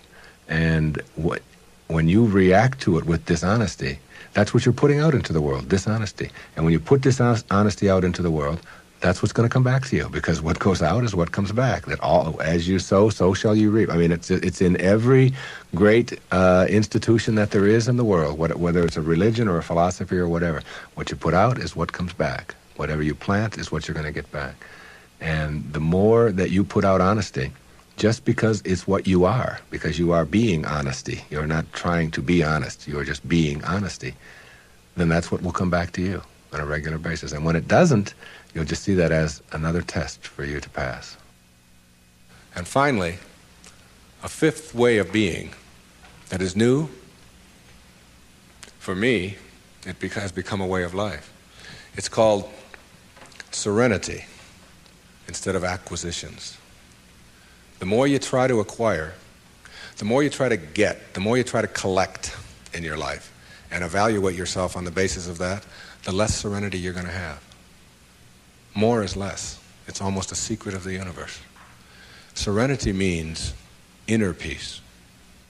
It means that you can find joy in every moment that you have in your life instead of always looking for it. It means that while you are driving along the countryside, and seeing, instead of saying, I'm on my way to this point, that you can open your eyes and see it with new eyes. See the rolling mountains, see the grass, see the deer, see the sky. See, you can just stop wherever you are in this second, wherever you are, and just look around you, and you can begin to appreciate just your surroundings and your environment. Then you can begin to appreciate the people that are in your life, and even the ones that are negative and you're having the most difficulty with. You can practice a new way of being with them, which is sending them love, sending them flowers, send them books, send them a tape, send them something, and just see what kind of reaction that you get.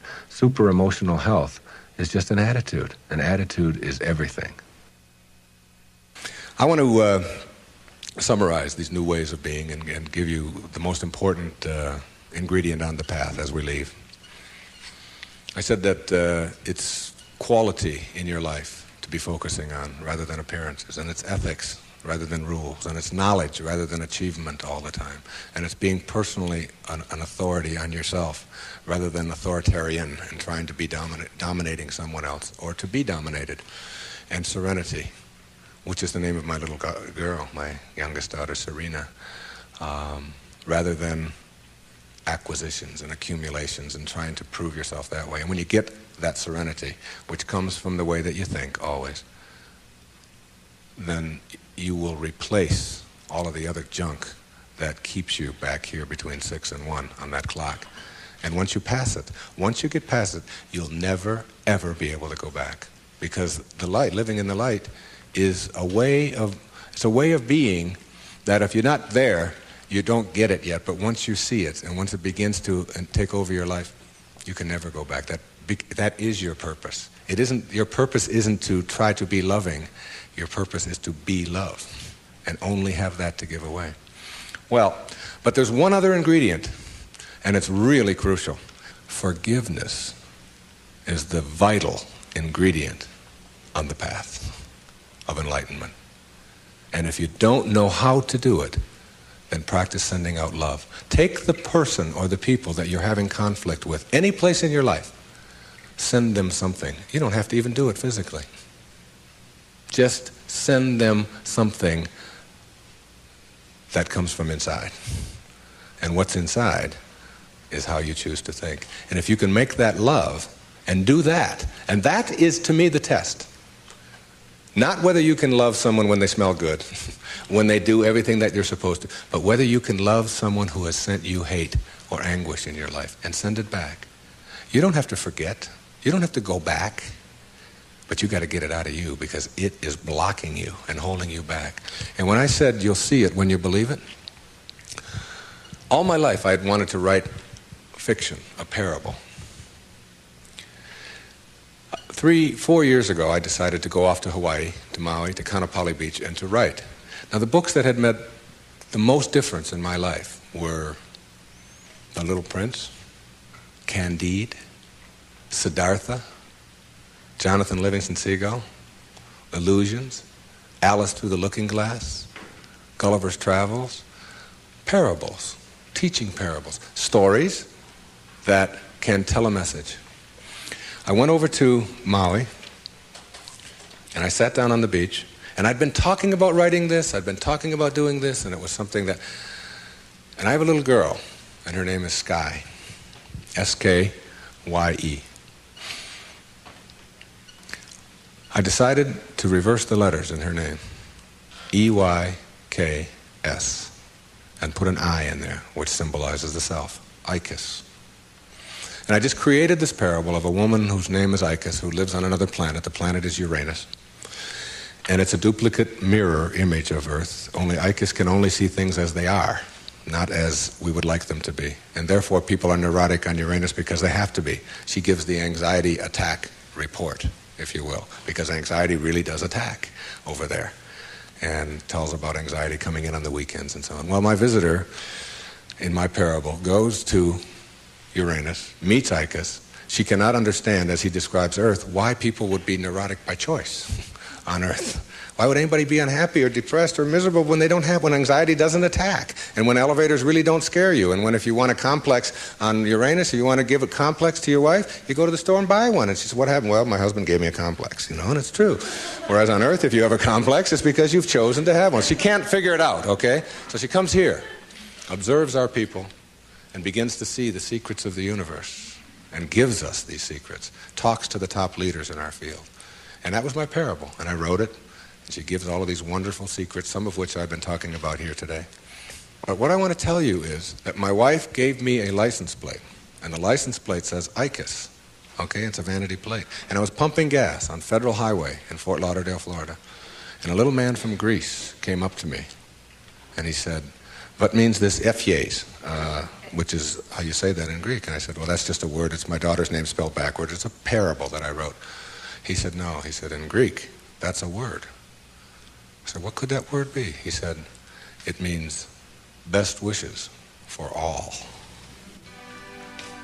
You'll see it when you believe it. The great, big erroneous zone, the cosmic erroneous zone. If you get this one, you'll have it and understand it all.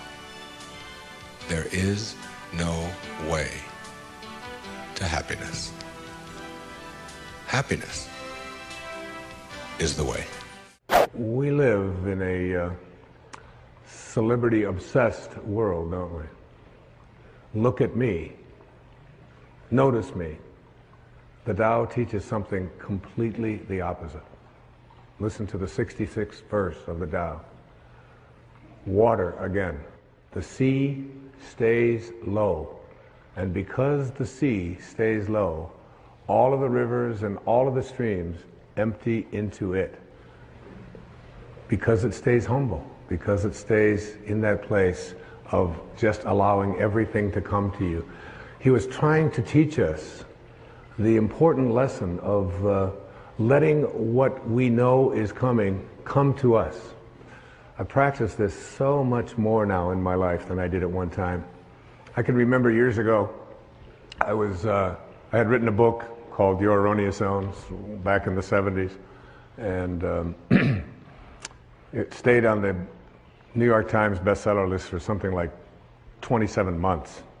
And many weeks it would be number 1, and then it would go down to number 3, and then it would go to number 2, and down to 7, and all of that. And I was doing The Tonight Show in those days, and on a regular basis, and so many of the other shows, the Merv Griffin and Phil Donahue and Dinah Shore. I became like a regular on the Dinah Shore. I was like, hobnobbing with Burt Lancaster folks, and what you do is you call and find out where you appear on the bestseller list for the following week on Wednesday. So you call up on Wednesday, not for the Sunday coming up, but for the following week. And I called home, and my ego was pretty strong, and I was very much into a lot of notice me. I really believe that true nobility is not about being better than anyone else now. It's about being better than you used to be. And I think I'm better than I used to be. And I know that I'm better than I used to be in every quality or every characteristic that I hold to be valuable. But in those days, I was into notice me. And I called home, and I had trained my wife to call the New York Times. She had this special number that she could call, and with a certain code, and she could find out where I was going to appear on the bestseller list the following week. So I called her up, and I said, where am I on the bestseller list next week? I was out in California doing something, and she said, you're not on the bestseller list. I said, what are you talking about? I was number 1 on the bestseller list last week. I said, even my voice changed when I said, what do you mean I'm not on the bestseller list? She said, you're not on the bestseller list. I'm sorry. She said, your book is on the bestseller list. Big distinction there, isn't it? Between believing that this is me and recognizing that you can let go a little bit of that. Listen to verse 66 of the Tao. Why is the sea king of 100 streams? Because it lies below them. Humility gives it its power. That's a very important principle to understand. And I live on the ocean, right next to it. It's my front yard. And always I watch it to learn something from this thing called the ocean, which is the most powerful source of life that we have on the planet. Without it, There's no life on this planet. And because it stays low, so what does this have to say to us? Do you have the capacity to get past that ego need to always be saying, notice me, look how important I am? I mean, there's been a proliferation of this lately with this celebrity silly stuff, isn't it? I mean, CNN is doing, full hour shows on silly little things about what happened to this particular celebrity or what happened to that celebrity, and the celebrity's never even done anything. And there's all of this talk about it. And all of the new magazines. I mean, and you go through an airport and you look on the newsstand and all the same photos, just with different magazines. I don't even know what the names of all of them are, but there's like this huge market now that we have for people to get into a state of notice me, notice me, notice me. And how much do we train our young people, particularly in our schools and so on, that the one who is the star is the one who gets the most attention. The one who is the most important and the most valuable is the one that has the most people liking them and so on. This constant obsession with needing to be noticed. When in fact, what I have found for myself is the happiest moments of my life are when I can do it low and slow and not have anybody out there even know what I'm doing. To be able to, I mean, Louise never would have advertised the fact of some of the things I talk about with her generosity. She does it anonymously. It's almost always done in those ways. No, look at me, look and notice me, how important I am, and so on. So much to learn from that kind of wisdom, from that kind of inner connection to the Tao, the ability and the willingness to do it anonymously, to say that you can just get done almost anything that you want to get done if you don't become obsessed with taking credit for it. Remember the movie The Magnificent Obsession? Yeah. A movie made back, I think, in the 50s. And it was really about what was the magnificent obsession. It was the ability to be able to give anonymously. What is Alcoholics Anonymous? It is everybody stays anonymous. Nobody has a title. There's not even anybody in charge. There's no leaders of this. There's no president. There's no vice president. There's no organization. It's just, here's a group of people who just want to help other people whose lives are out of control. So here's a meeting place. And you come and one day somebody will chair it, and then somebody else another day will chair it. And one of the things I found when I attend one of these meetings is that I feel, you'll see so many people who are downtrodden, who feel as if their life has passed them by, who look like they don't have any teeth, they haven't shaved, they're dirty, they're God in disguise.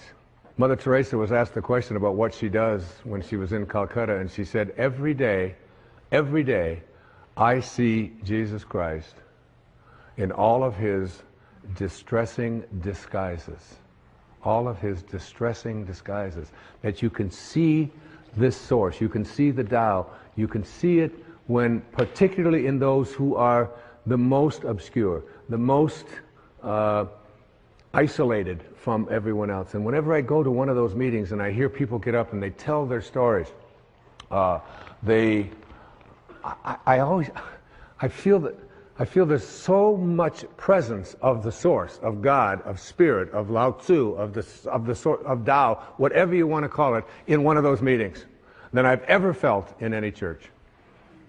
I've never felt the presence of it more. And I encourage you, any of you watching this right now, go to one of those meetings. You don't have to be an alcoholic. You don't have to. I'm not an alcoholic. I don't call myself an alcoholic. I was never out of control. I drank, but I wasn't out of control. And but I still go to those meetings. I have people in my own family that have struggled with addiction, and I go with them, and I sit there and I listen to those stories, and I get shivers down my back when I think about how beautiful it is to be in the presence of people. All they want to do is help each other. There's a movie called My Name is Bill W. James Woods played it, and James Garner is in it. And his life just got totally out of control with addictions, totally out of control. And then he went to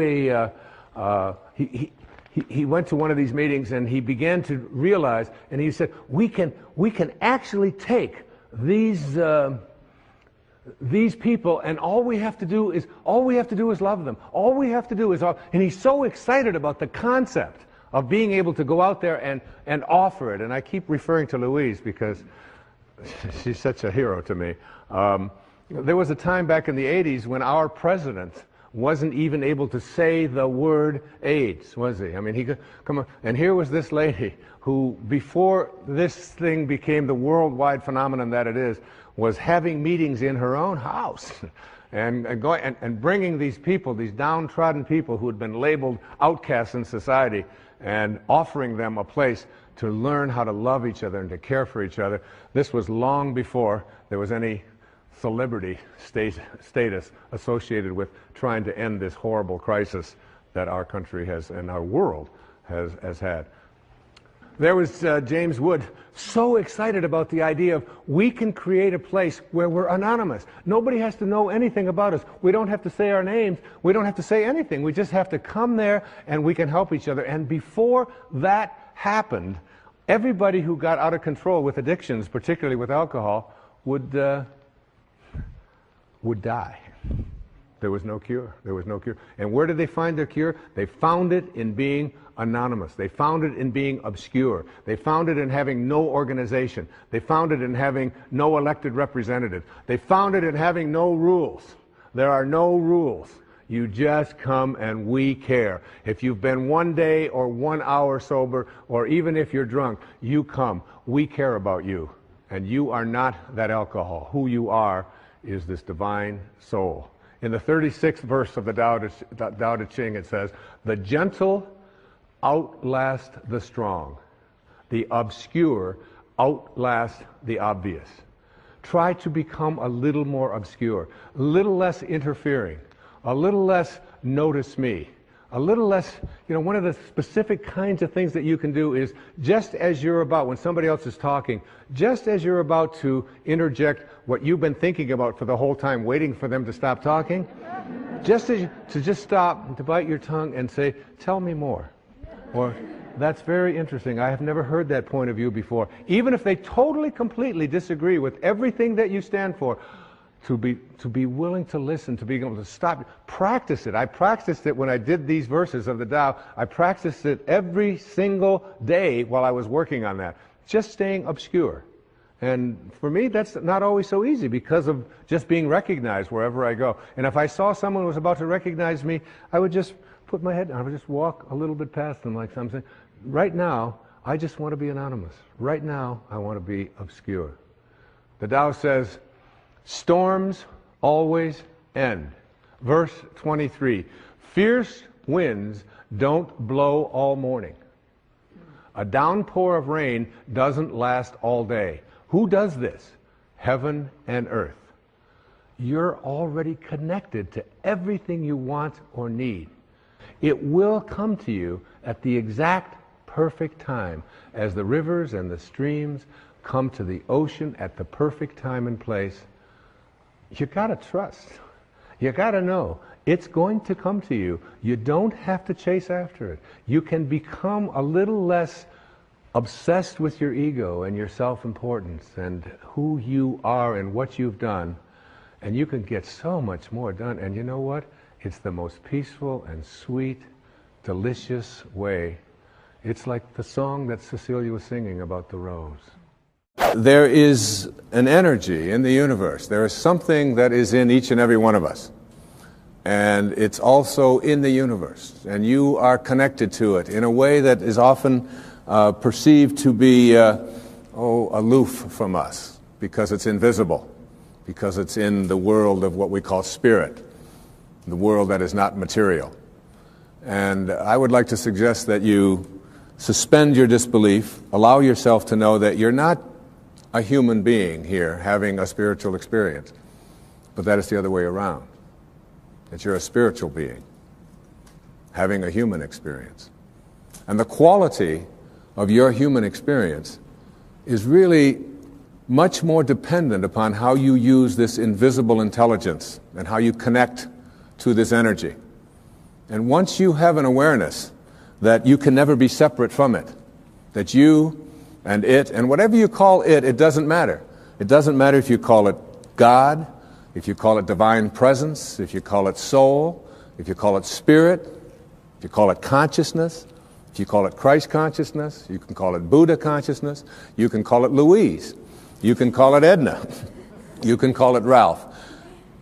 Alan Watts once said that you can't get wet from the word water. It isn't the word that allows you to experience water. And whatever it is that you call it is something that is distinct from what it is. When I was walking in here this evening on these beautiful grounds, I saw some people looking at the flowers and the different plants that were growing. And as they were looking at them, there was one person who was obviously an expert, a botanist of some kind, and he was trying to explain to each one of the people what the name was, the technical name for each one of the flowers. And I was watching that and thinking, it doesn't matter what you call it. Can't you enjoy it? Look at that thing. It's orange, and it just came out of nowhere. There's something very profound about enjoying it and being there with it, rather than being obsessed with labeling it. There was a very famous Danish theologian. His name was Søren Kierkegaard. He once said that once you label me, you negate me. Once you place a label on me and put me into a compartment or a category of some kind, I must then become what it is that you have labeled me to be.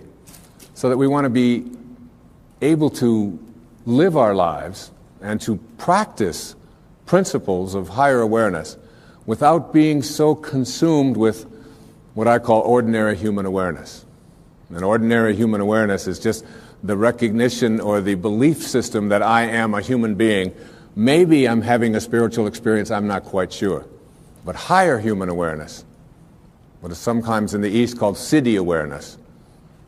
In the West it's been called higher consciousness or Christ consciousness. There's many names for it. But when you get beyond just knowing yourself as this body and this personality and this thing that you inhabit, and begin to realize that who you are is that which was never born and can never die. When you recognize your eternal self. And that's what this program is really about. It's really about recognizing the power, the energy, the capacity to be able to do what it says in some of the most holy books that you've ever read, that even the least among you can do all that I have done and even greater things. And that's not just empty words from Holy Scriptures. That's a very powerful lesson that each and every one of us can practice and live every day. What I'd like to suggest to you, and what this program is really about, is that there are higher levels of awareness that are available to us. A level of awareness that allows us to do things like, and it may sound a bit strange, but to manage the coincidences of our lives. To be able to place our attention on what it is that we would like to create for ourselves in our lives. To literally have the power to know that if I think about it, and I keep it there, and I keep that picture firm within me, that there is an energy, a source, a capacity within me that is in the universe, and that is also in me. And that I can use this energy, that I can manage it. There are many ways to get the things that we want for ourselves in our lives. But basically, it all begins with how we choose to think. As you think, so shall you be. 7 little words that I think are perhaps the most important things that we can learn and master in our lives. This old proverb notion that I become what I think about all day long. And once you know that what you think about is what expands, you start getting real careful about what you think about. You don't allow your thoughts to be on anything that you don't want or that you wouldn't want to have manifest or show up for you in your life. Emerson said, the ancestor to every action is a thought. And you can look at every spiritual tradition, whether it's Eastern or Western, whether it's ancient or modern, whether it's civilized, quote, or uncivilized, quote, whether it's tribal. And there is, in all of these persuasions, this idea that inside each and every one of us, in a place that is not material, in a place that has no dimensions, in a place that has no boundaries, that in each and every one of us, we have this power, and we have this intelligence, and you can never see it. I've often said that when you die, if you're going to die, and 5 minutes before you're ready to leave, they weigh your body, and let's say it weighs, let's pick a good number, 150 pounds, all right? And then life leaves your body. And they weigh your body instantly after you're dead. And it still weighs 150 pounds. So that your body weighs the same alive or dead before it begins to deteriorate. And if that's the case, then your life, this thing that leaves your body and your body still weighs the same, is weightless. Your life is weightless. You can't put a dimension on it. You can't put a measure on it. Who you are is that life. And that life is not in the dimension of material. It's like if I want to wiggle my finger, I just have to have a thought. And the thought says, I think I'm going to wiggle my finger. And then I do this, and you say, well, that's really no big deal. But it really is a big deal. Because there's something invisible in here that says, I'm going to wiggle my finger. I've never seen that. I've never been able to, you can put that under an x-ray, you can try to measure that and find out what it is in there that allows you to say, I'm going to wiggle my finger, and you can never find it. It's not in this world, if you will. So I can do all the scientific studies, and what I can do when I do these scientific studies is I can find the command center inside of me. And I can go to the brain and I can point to a specific point, and scientists can do this and say, there's the command center which allows you to have a thought, I think I'm going to wiggle my finger. But there's no computer and there's no scientists and there's no technology that can ever allow us to go inside and say, there's the commander in the command center. Can't find it. And that commander in the command center, that weightlessness, is the part of us that we just don't pay enough attention to. And what I'd like to suggest here this evening is that once you start becoming aware of the power of thought, and if you look around, just look around you at everything that you see, it all began with a thought. We become what we think about. And that is probably one of the most important principles in learning to manifest. But in my mind, as I think about this idea of getting what you really want and being able to attract it into your life, what we have to look at is basically the obstacles that we have conditioned ourselves. And you notice I say that we have conditioned ourselves, because I have never believed that we need to be putting the responsibility on someone else. If you're conditioned, it's because you have allowed yourself to become that.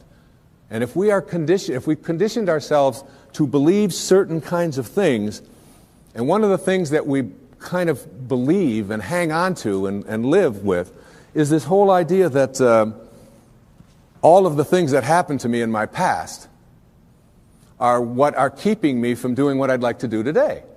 So we hang on to these things and we fill ourselves with blame. We say, I'm the middle child. I'm the youngest child. I'm the oldest child. You know, I'm an only child. Any one of those is a great excuse. You know, if you're the youngest child, you can say, well, you know, how could I be making decisions for myself and be a fully functioning person today when I always had somebody else telling me what to do my whole life? How could I think for myself? If you're the oldest child, you can simply say to yourself, well, how could I be expected to think for myself? I always had to think for somebody else. I was always doing it for somebody else. And that leaves the middle child, you know, the classic identity crisis. Oh, poor me. My mother didn't even know my name. She was always calling me by this one's name or that one's name. So I don't know where I fit in. So that takes care of everybody except the only child. And of course, the only child, well, your parents looked at you and said, we won't be doing that again. Huh? You have to live with that, I don't. Huh? So everybody, with their birth order, or with their mother liked their sister better, or that we had enough, or we didn't have enough, or we had too much, or we lived in the north, we lived in the south, I'm too tall, I'm too short, I've got too much hair, I don't have enough hair. It's falling out, it's not falling out. Whatever it is, we all have these excuses. And I call all of these things that we hang on to and use to keep ourselves from reaching these higher places in our lives the wake. I call it the wake. And the wake is comes from a story that I heard Alan Watts tell one time, and it was a very powerful story. He said, your life is like a boat, and it's heading up the river at, say, 40 knots, all right? And as it's going, you are somehow able to metaphorically stand on the stern, the back of the boat, and look down into the water. Now, there goes your life in this direction, and you're standing here, and you're looking down into the water, and you ask yourself these three questions. The first question, what is the wake? What is it? What is this thing that you see? And the answer, the wake is the trail that is left behind. That's what it is. Nothing more, nothing less. It's the trail that is left behind. Second question to ask yourself in this little metaphor, what's driving the boat? What's making this thing go in this direction? The answer, the present moment energy that's being generated by the engine, and nothing more. That's the only thing that's making the boat go in this direction. And in this little scene, this means it's the present moment thoughts that I have and how I am using them that is making my life go in this direction, and nothing more. Because the third question is the most important and powerful question. And ever since I heard it, I've always thought about this whenever I have a tendency to look back here and blame something. Is it possible for the wake to drive the boat? That is, can a trail that is left behind make a boat go in this direction? And of course the answer to that is no, it can't. It's just a trail that is left behind. And in that trail, there are an enormous number of things, and every one of us has a wake. And we have a whole lot of stuff in it. And one of the problems that we have is that we have a tendency to look at the wake and all of the stuff that's in it to explain why it is my life isn't working the way I would like it to work. So that you can take a look at the experiences of your life. I look at the experiences of my life. In the experiences of my life, I spent some years in a series of foster homes. People have said to me, oh, living in a foster home, that must have been terrible. I said, no, it wasn't terrible at all. When you're 6 years old, you don't wake up every day and say, oh my God, I'm living in a foster home. Isn't this awful? Poor me. How come me and nobody else? You don't do that. You don't do that till you're 40. And when you're 40 and your life isn't working and you're bankrupt and you're a drug addict and you're falling, your relationships are all falling apart and your family's leaving you, and you say, why is this happening to you? You say, what do you expect from me? I had to live in a foster home. My mother liked my sister better. We were too this, we were too... And so it's like we take a look at all of these things in our wake. And I'm not saying here that you shouldn't be in touch with your past and all of the things that are back there, but to use it as excuses for why you can't get where you'd like to get today is something that if you do that, you will never get to this place that I'm talking about in this program, which is this place that I call higher awareness, way beyond ordinary human awareness. One of the most powerful lessons that you can ever learn, I had to learn as a young man. My own father was a man who walked away. He left. He left home when I was just a baby. Left my mother, who's sitting right here, 107 years old. Is that? No, you're not 107. 82 years old, though. And with 3 little boys. And all I had ever heard when he walked out about this person that my older brothers told me about, and that when my mother got her family back together again when I was 9 years old and did all that she could to make a family again, with all the hardships. This was a man who never made a phone call, who never sent a penny, who spent some time in prison, who was an alcoholic, who died of cirrhosis of the liver at the age of 49 and was buried in a pauper's grave in Biloxi, Mississippi.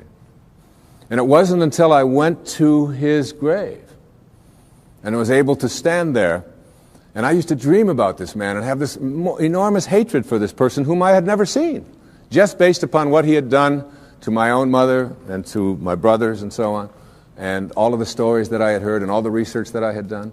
And I ended up at his grave 10 years after he had died when I finally found out that he was dead. It was on the 27th of August.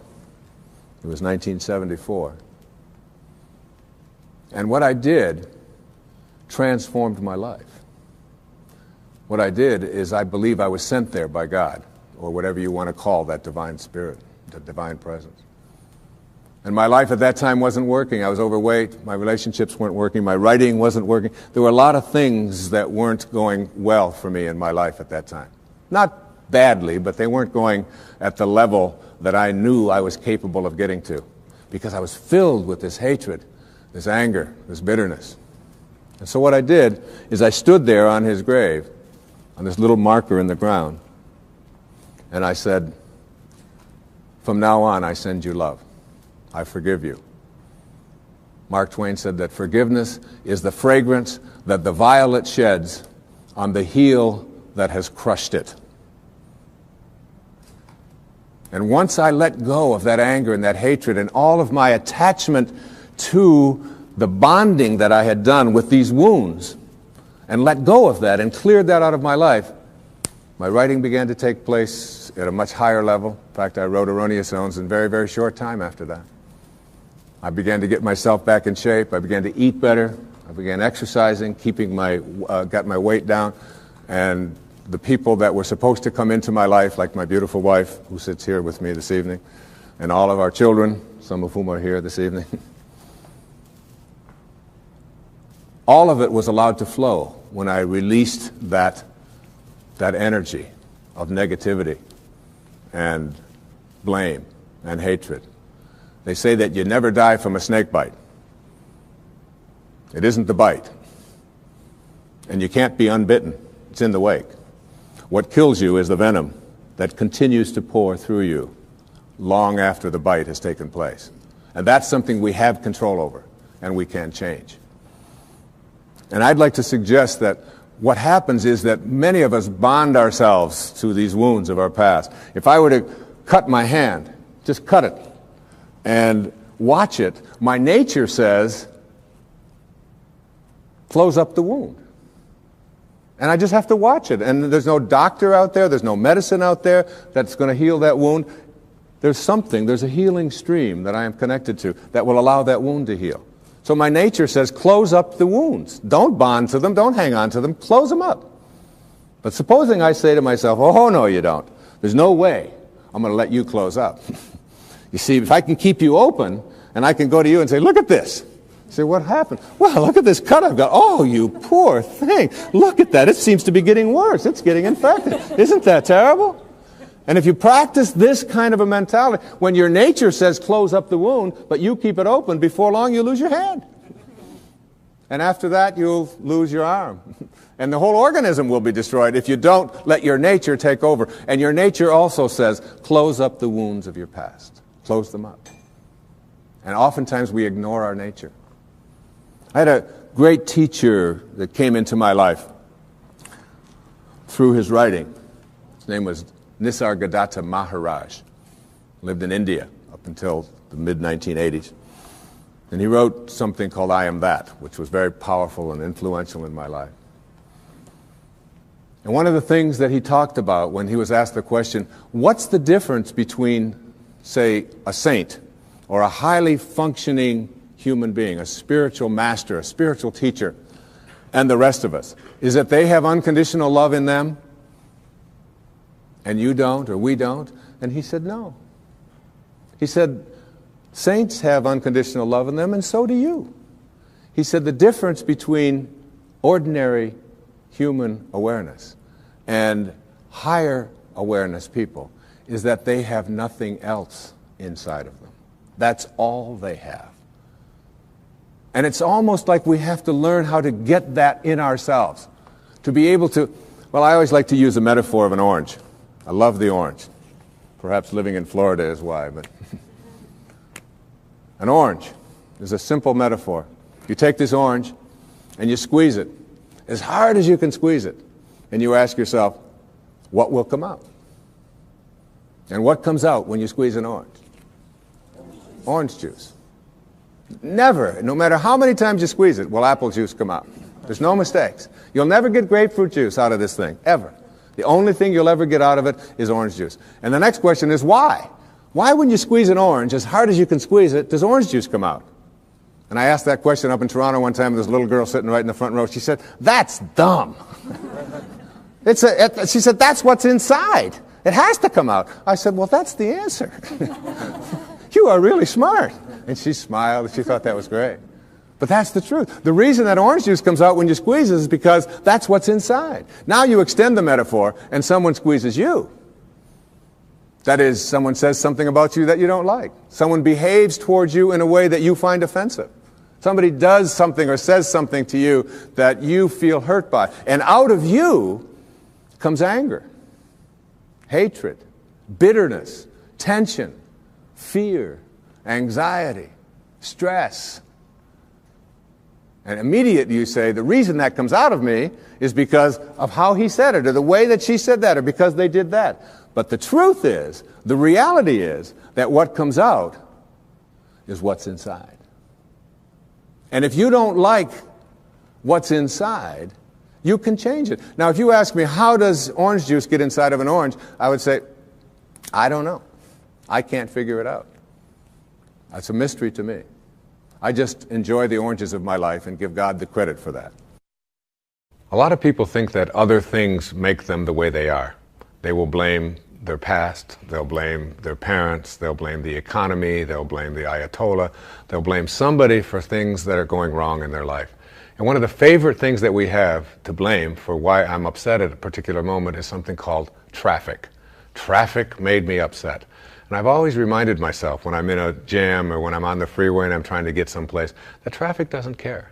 That you have within you the opportunity in this moment to really work on these things that are perhaps debilitating or creating anxiety or stress in your life. That these are tests, these are opportunities for you. Traffic doesn't care. Your anger is your choice, and you can always choose to be happy, angry, depressed, miserable, upset, or you can choose to be fulfilled and do something positive in this moment. It's always up to you.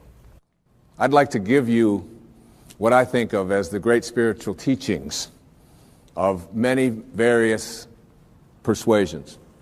There's a story that summarizes it.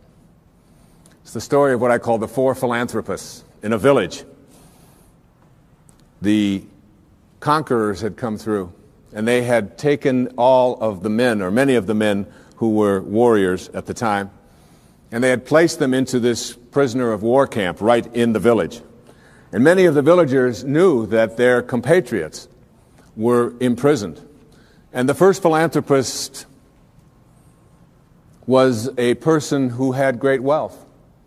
And he went to the people who had the prison and were in charge of it, and he said to them, I understand the men are not able to have fresh water and cold water. I would like to donate all of my earnings and everything that I have to purifying the water for them and making sure that all of them will not be sick.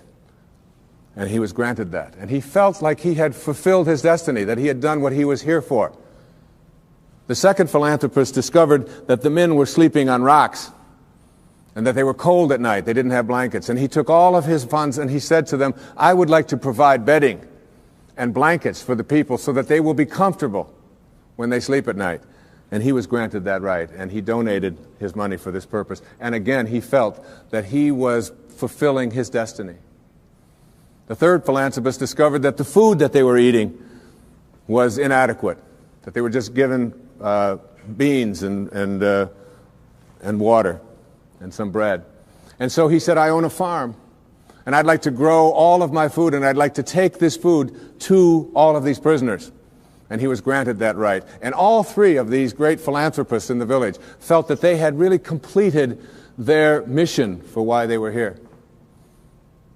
But the fourth philanthropist was a saint. He was living not at ordinary human awareness, but at higher consciousness levels. And he went and he found out where the keys were.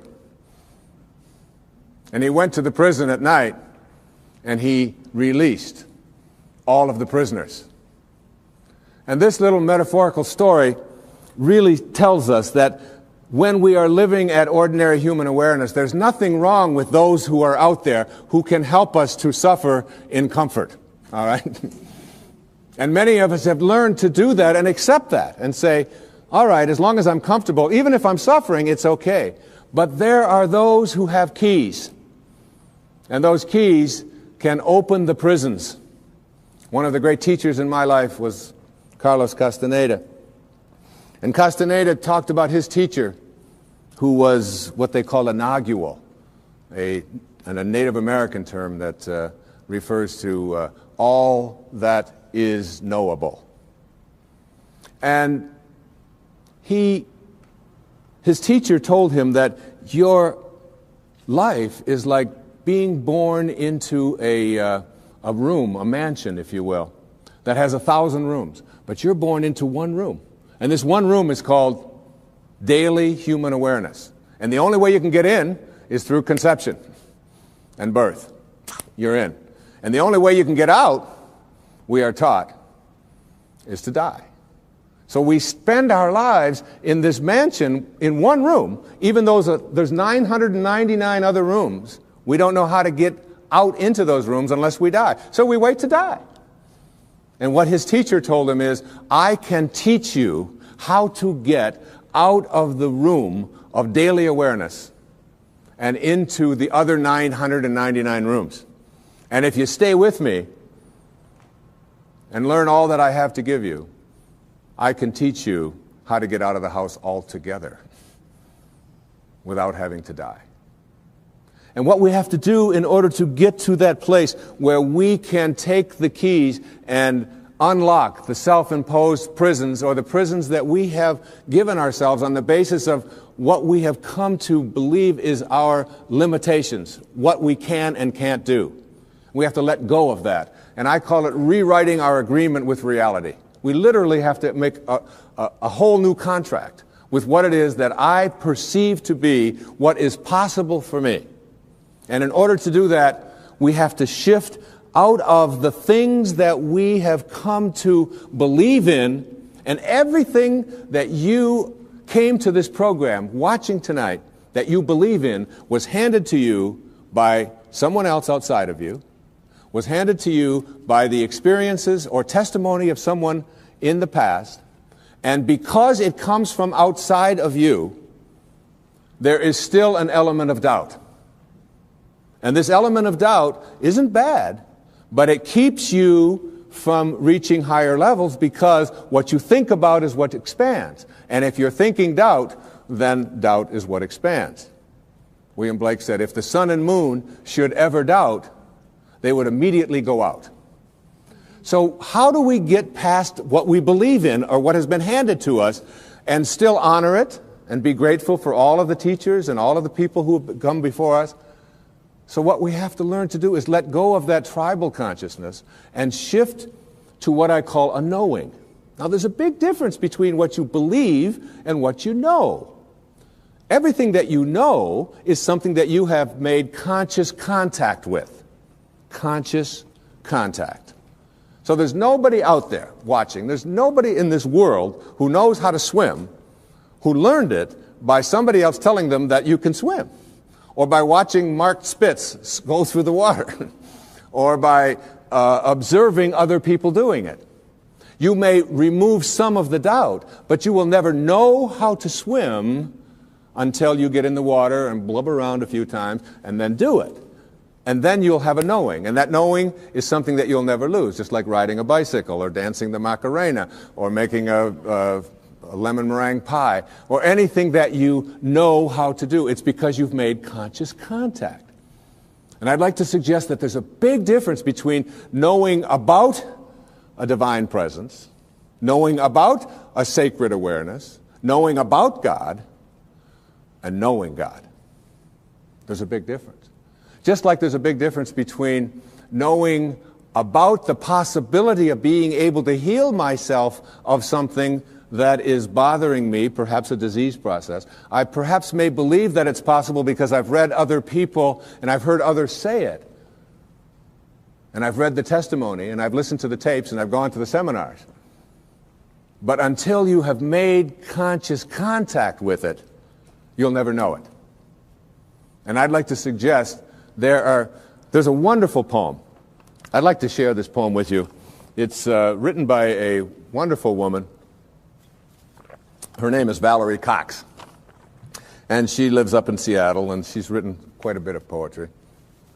This particular poem really speaks to me to the difference between what you know and what you believe in. Immerse yourself in these words. A woman was waiting at an airport one night with several long hours before her flight. She hunted for a book in the airport shop, bought a bag of cookies, and found a place to drop. She was engrossed in her book, but happened to see that the man beside her, as bold as could be, grabbed a cookie or two from the bag between, which she tried to ignore to avoid a scene. She munched cookies and watched the clock as this gutsy cookie thief diminished her stock. She was getting more irritated as the minutes ticked by, thinking, if I wasn't so nice, I'd blacken his eye. With each cookie she took, he took one too. And when only one was left, she wondered what he'd do. With a smile on his face and a nervous laugh, he took the last cookie and broke it in half. He offered her half as he ate the other. She snatched it from him and thought, oh, brother, this guy has some nerve and he's also rude. Why, he didn't even show any gratitude. She had never known when she had been so galled and sighed with relief when her flight was called. She gathered her belongings and headed to the gate, refusing to look back at the thieving ingrate. She boarded the plane and sank in her seat, then sought her book, which was almost complete. As she reached in her baggage, she gasped with surprise. There was her bag of cookies in front of her eyes. I love that. I love that. If mine are here, she moaned with despair, then the others were his, and he tried to share. Too late to apologize, she realized with grief that she was the rude one, the ingrate, the thief, the cookie thief. And all of us in some ways are cookie thieves. I have 8 beautiful children. Our youngest little girl's 8 years old. One of the things that you do when you become enlightened and become a guru, like me, that'll be the day, is when we place something that is important to know where it is, we practice mindfulness so that we never misplace anything. So obviously, having reached this exalted level of awareness in my home with my 8 children, I never misplace anything. So I place my keys right here in a certain spot. But my little girl has this wonderful habit of taking my keys and hiding them on Daddy in the morning so that she can watch me flip out as I look for the keys. And I'll say, Sage, how many times has Daddy told you, don't hide my keys in the morning? Daddy, you told me not to do it. I don't hide your keys anymore. Come on, where'd you put my keys? The last time they were in your dollhouse, where did you put it? Daddy, you told me not to do it. And then, of course, my 12-year-old daughter, Serena, loves to just assume this stance. She's watching me raise my voice. She'll say, I wonder what all those people would think of Mr. Positive if they could see him right now. Huh? Get lots of reminders. So I give up. I say, look, when I come back out here, I want those keys here. And I go back and I get my clothes on and I reach in my back pocket, and there are my keys. Right where I had left them the night before, in my pocket. And there's a fine line, I think, between being a guru and being a jerk. All right? And I probably crossed that line more times than I should be admitting here on television. But this idea of being a cookie thief and creating a knowing is something. I did a benefit along with my wife a couple of years ago with a man on Maui whose name is Michael Knopf, who had been injured in an accident. He's a quadriplegic or paraplegic. And at that meeting, when it was over, there was a man who lived on another one of the islands who was known as a kahuna, a healer, an ancient healer from Polynesia. And he was introduced to me, and he said, that was a nice talk, and so on. And I said, how do you get to be a kahuna? You know, do you take Kahuna 101? I mean, what courses do you take? How does this work out? And he said, no, he said, kahunas are raised to have no doubt. To have no doubt. To have a knowing. And he said, when a knowing confronts a belief in a disease process, the knowing will always triumph. And that knowing is something in which you say, you are healed, and healing takes place. One of the great stories of knowing is, again, with our little girl, Sage, who we were spending the summer in our summer home, and we went to visit this dermatologist. And Sage has had this thing called flatwarts for the last, well, since she was 2.5 years old. From 2.5 until 7, which is over 4 years, she had these flatwarts, and not only did she have them around her face, around her mouth, and around her nose, but they were getting worse. They were moving up, and they were getting up around her eyes and so on, and we noticed that they were getting progressively worse, even though all of the places that we had taken her had said, they will go away. She'll outgrow them.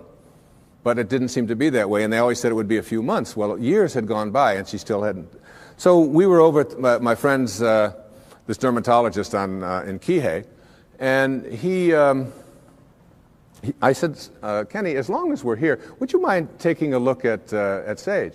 And my wife was there, and he took this big white light, and he put it in her face, and he said, you've got flatwarts. She hates that term. She never wanted to call them flatwarts. She calls them her bumps. All right? She just called them her bumps. So he said to her, but the good news is that when you get married, you won't have them. Well, she's 7.5, going, oh, who's this dork you've got me talking to now? And then he said to her something. He said, you know, we can't burn them off, and there's no medicine that we can give them. But he did say something to the effect that the ability to rid yourself of these things is within yourself. And that if you can call upon that healing capacity in you and begin to talk to these bumps in a way in which you ask them to leave, that you have a much greater chance of getting rid of them faster than anything that I could give you, and we certainly can't burn them off because we might scar your pretty face. And that's basically the message that he gave us. I'm paraphrasing it. So we went back that night to where we were staying, and there was a whole bunch of kids there, as there always are when we're staying, and all of their friends were there. And we walked into the bedroom, and it was late at night, and over in the corner, on her air mattress, was Sage. And she had the blankets pulled up over her head, and she had a flashlight underneath the blankets. And I went over and I lifted up the blanket. I said, honey, is everything all right? She said, shh, I'm talking to my bumps. And I left the room, and I came into my wife. We're in the other bedroom. And I said, honey, you're not going to believe this, but Sage is in there talking to her bumps. Isn't that great? The next night we did the same thing. That was the second night. The third night, the same thing. Now that was on Friday. This happened on Monday. On Friday, as God is my witness, on television, every single one of those bumps was gone and has never reappeared since. A knowing. You see, there is a stream of healing that is something that we can plug into. It's very much like electricity. People say, well, in ancient Greece, there was no electricity. There was electricity. We just didn't plug into it. That's all. And there's a stream of healing. And when we go into that stream of healing with a knowing, we go to a higher level within ourselves. And we don't allow any doubt in.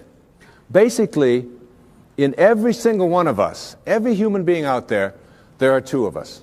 There's two people. The first person in each person is called the ego, or I call it the ego. E-G-O. Earth guide only. All right? This is the part of us that says who I am is separate from you, separate from God, separate from my environment, and therefore I'm in competition with, and my value is based upon how much I get, how much my stuff is worth, how much better looking I might be, or how much more attractive I might be, how much more money I might have, the value of my possessions, and so on. What is mine? So it's not mystical awareness which says I am connected. It is that individual lower level of awareness which says my ego. This is mine. Also in each and every one of us, there's another person. And this other person is called what I call the sacred self, or the higher self. And this sacred or higher self really doesn't care how much you get. It doesn't care who you're better than. It doesn't care how much stuff you have. It's not interested in any of that. The problem is that we very seldom listen to it. We pay very little attention to it. This higher or sacred part of us wants only one thing. It wants us to be at peace. At peace. Whatever choice you make in every interaction you have, make the choice to be at peace, your sacred or higher self says. Whereas your ego says, oh, no. It's much more important to be right. And so we find people in relationships struggling a lot. And one of the things that they struggle about is who's right and who's wrong. Most of the fights that you have in your relationships really basically, oftentimes you forget the details. But it's basically about who's right and who's wrong. So that if you want to have your higher or your sacred part of you ruling in your life, I suggest this to you. Practice being kind rather than right.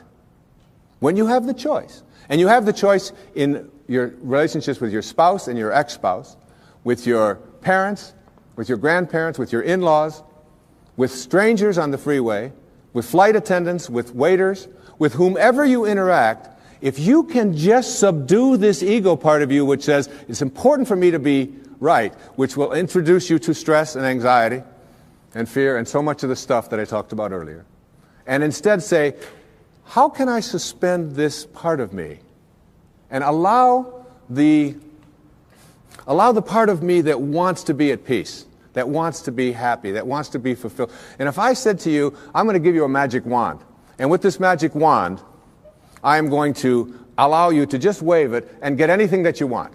Whatever you want. You can have this car, you can have these nice clothes over here, you can have this home, whatever it is. Or I said to you, in lieu of that, I'm going to give you another wand, and you can wave this, and for every moment for the rest of your life, you'll be at peace. Whatever comes along, you'll be able to choose peace. And basically, we know that we're only here for a very short time. And being able to choose peace, which is what the sacred part of you begs you, the higher self. Once you get that, you begin to shift away, and you stop telling yourself that the people who are close to me, in relationship with me, are the people who don't belong there. I remember my wife and I, we often talk about this, and we've been together a long time. We've had many children together, and we have a very wonderful, loving relationship. Thank you. But we'd often, and one time I said to her, or she said to me, we love each other, but this doesn't sound like love. Sometimes the way we talk to each other doesn't sound like love. Let's practice with each other, being kind rather than being right. And it was transformative that when we had that walk. And doing that with your children, and doing that with a waiter. I mean, a waiter who comes to you and is like, hassled and frazzled and has been busy and all of that, and your ego says, wait a minute, I'm here and I'm important, and I have a right to be served, and I have a right to be served now. That's the ego part of you. If you can suspend that and say, you are a lucky man tonight. You got somebody who's dealing from his sacred self. And I understand. And you take your time, and you come to me, and you bring it at your convenience, whenever you can. I'm willing to suspend and you know what? You'll get served so fast and with such gratitude just for being kind, if you practice it. Every single one of us are in relationship, whether it's with our husbands and wives, with our ex-husbands and wives, with our children, our grandchildren, whether it's with people we drive along the freeway next to, whether it's with waiters and waitresses or baggage handlers or flight attendants or people that we are in line to get into the movie. We're all in relationships, and we interact with each other all the time. And probably the best lesson that I've ever learned in my life about how to be in a relationship in a way which is powerful and happy and fulfilling is to remember this sentence. When you have a choice, and you always do, to be right or to be kind, start picking kind. The ego part of us wants to be right. How dare you not serve me as fast as I think I deserve to be served? How dare you say something to me? And immediately we want to make that other person wrong and make ourselves right. But there's a part of each one of us that wants to be happy, wants to be at peace. And that part of us says, it doesn't matter whether you're right. It doesn't matter about your ego. All you want is to be at peace, so pick kind. This kind of an attitude, if we had more of this, not only in our own personal lives, would we improve virtually every relationship we have with all of the people closest to us and all of the strangers we interact with. But on our planet as well, we would begin to understand the wisdom that on a round planet, there's no choosing up sides, that we're all one. We're all breathing the same air. We're all drinking the same water. We're all being warmed by the same sun. And as they say, as the Native Americans used to say, no tree has branches so foolish as to fight among themselves. It applies in your relationships, and it applies as a people as well. I've often said that in any relationship in which two people agree on everything, one of them is unnecessary. All right? So it isn't about getting somebody who's just like you. In fact, your soulmate is the person that you have a lot of difficulty with. Your soulmate's the person you can't get rid of. They just keep showing up. You say this, they say that, and there they are, they're back again. And they never go away. They keep showing up in your life. And everybody has these people. These are our greatest teachers, because anybody in your life who can push a button and send you into a frenzy is the person who's your greatest teacher. You know why? Because they teach you that you haven't mastered yourself at this moment. You don't know how to choose peace. In A Course in Miracles, there's a wonderful line that says, I can choose peace rather than this. Whatever it is, I can choose peace.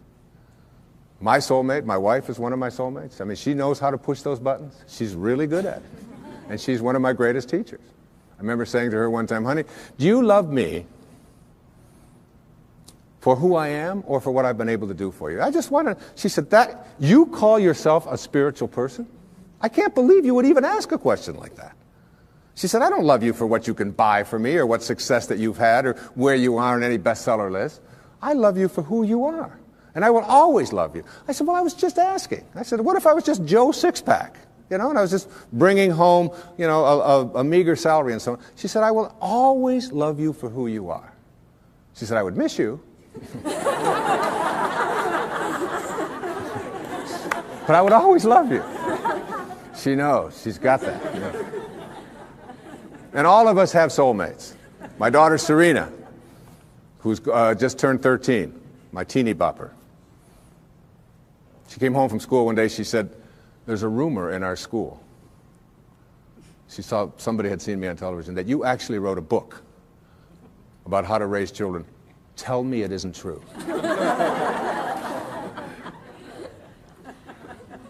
I said, honey, you can come and hear me speak. Would you like to come and hear me speak? I said, people actually pay to hear me speak. She said, why? I mean, she's got that, all right? But her soulmate is her sister Summer, who is now almost 15. But when Serena was 12 and Summer was 14, my wife was away working on a book of hers, and I was taking care of everything at home while she was working on her book about a spiritual approach to childbirth and infancy care. And she's as qualified as anybody to write about that, I can tell you. And I was making breakfast. I was making waffles for them in the morning at the toaster. And she mixes all this stuff up. It's a lot easier to just put them in. And Summer and Serena were sitting at the back table in the kitchen. And I heard Summer say to Serena, out of nowhere, about 6:30 in the morning, if you didn't have any feet, would you wear shoes? And I turned around, I said, where is this going? And Serena went, that's ridiculous. What do you mean if I didn't have any feet, would I wear shoes? She said, of course not.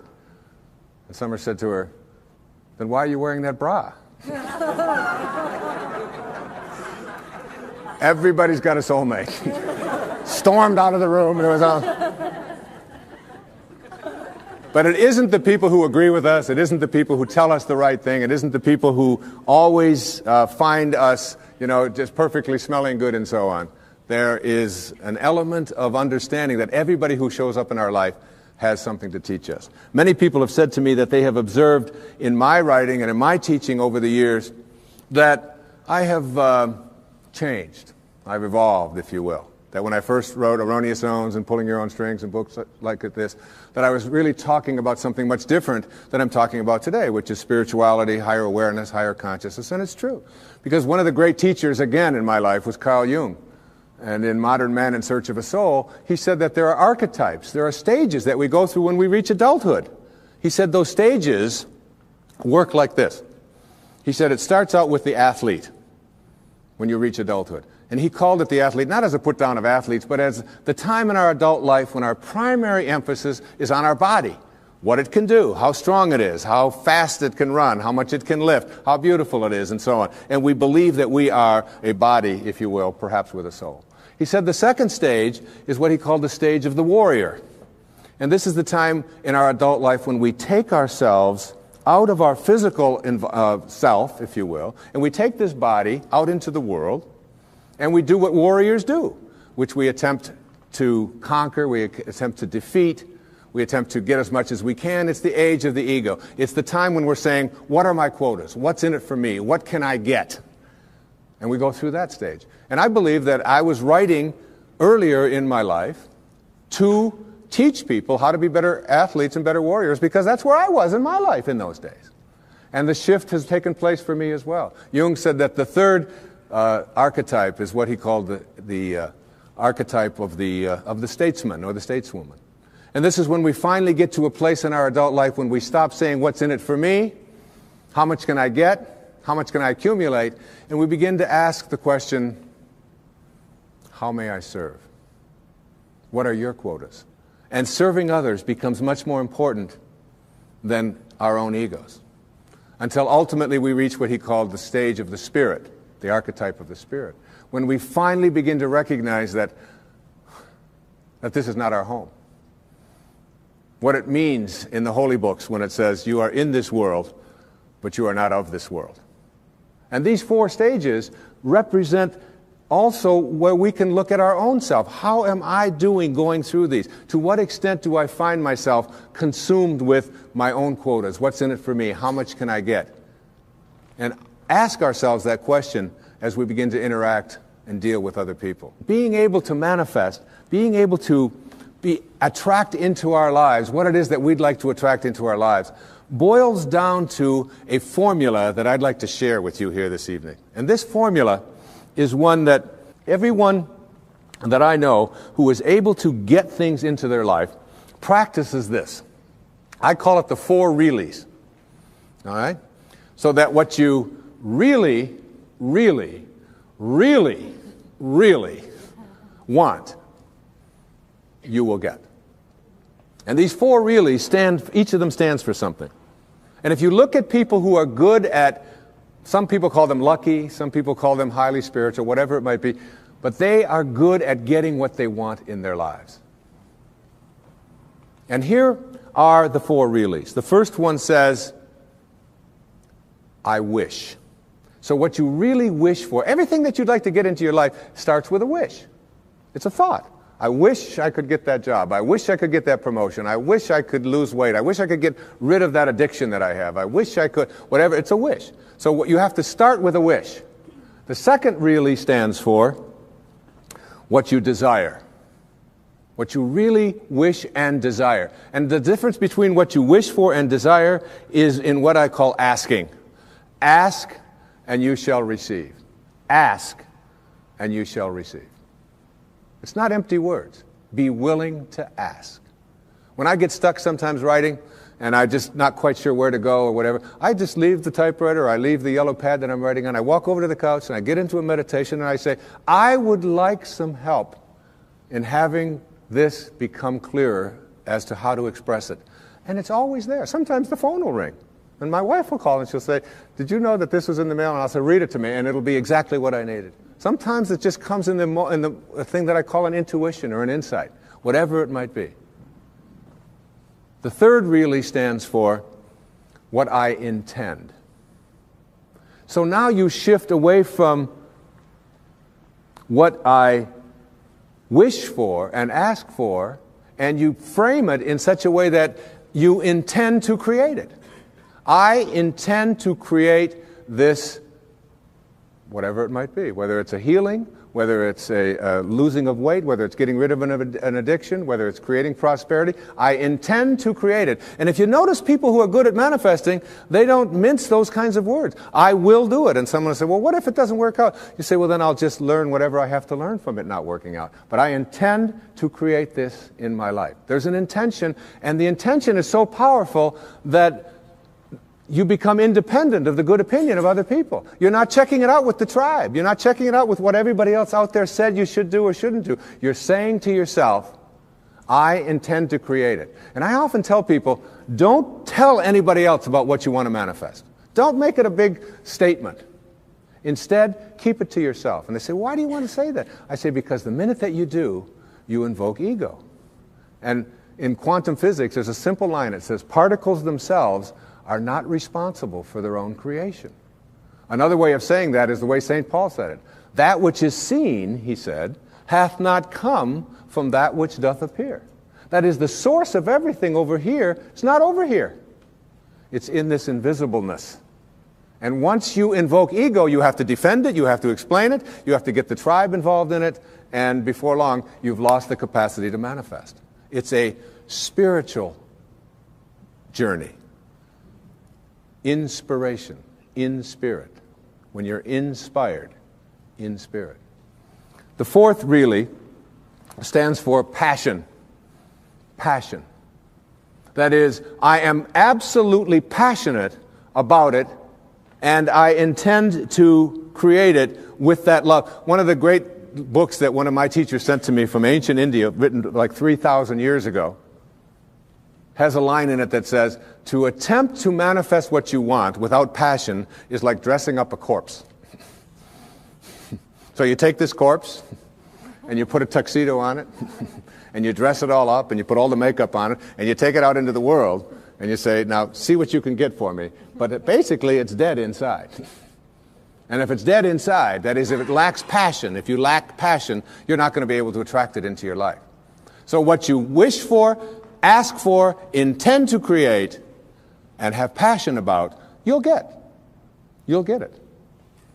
That's the good news. The bad news is that what you really, really, really, really don't want, you will also get. And this is one of the most difficult things for people to understand. And when you're dealing with the tribe and you're dealing with what is and what everybody else tells you is impossible, and somebody might be watching this and say, well, that's just a lot of nonsense. I mean, you can't just put your attention on something, think about it, and have it come true. It involves a whole lot of other stuff like that. You see, here's how it works. You cannot attract thin from I hate being fat. Because if what you think about is what expands, and what you're thinking about is hating being fat, then hating being fat is what you will continue to manifest. You act upon what you think about. You cannot attract prosperity from an inner consciousness that says, I hate being poor, I despise being poor. Because if you despise being poor, if you're angry about being poor, then being angry about being poor or despising it is what you will continue to act upon, and you'll be able to say, see? Now it gets worse. You cannot manifest what you want if your attention is on what is. If your attention is on what is and the circumstances of your life, that's where your thoughts are, then you will continue to create what is into your life. You've got to figure out a way to get your mental images, your energy, your attention, your higher awareness off of what is and onto what you want. And every time your thoughts are on what is, you shift it to what do I want?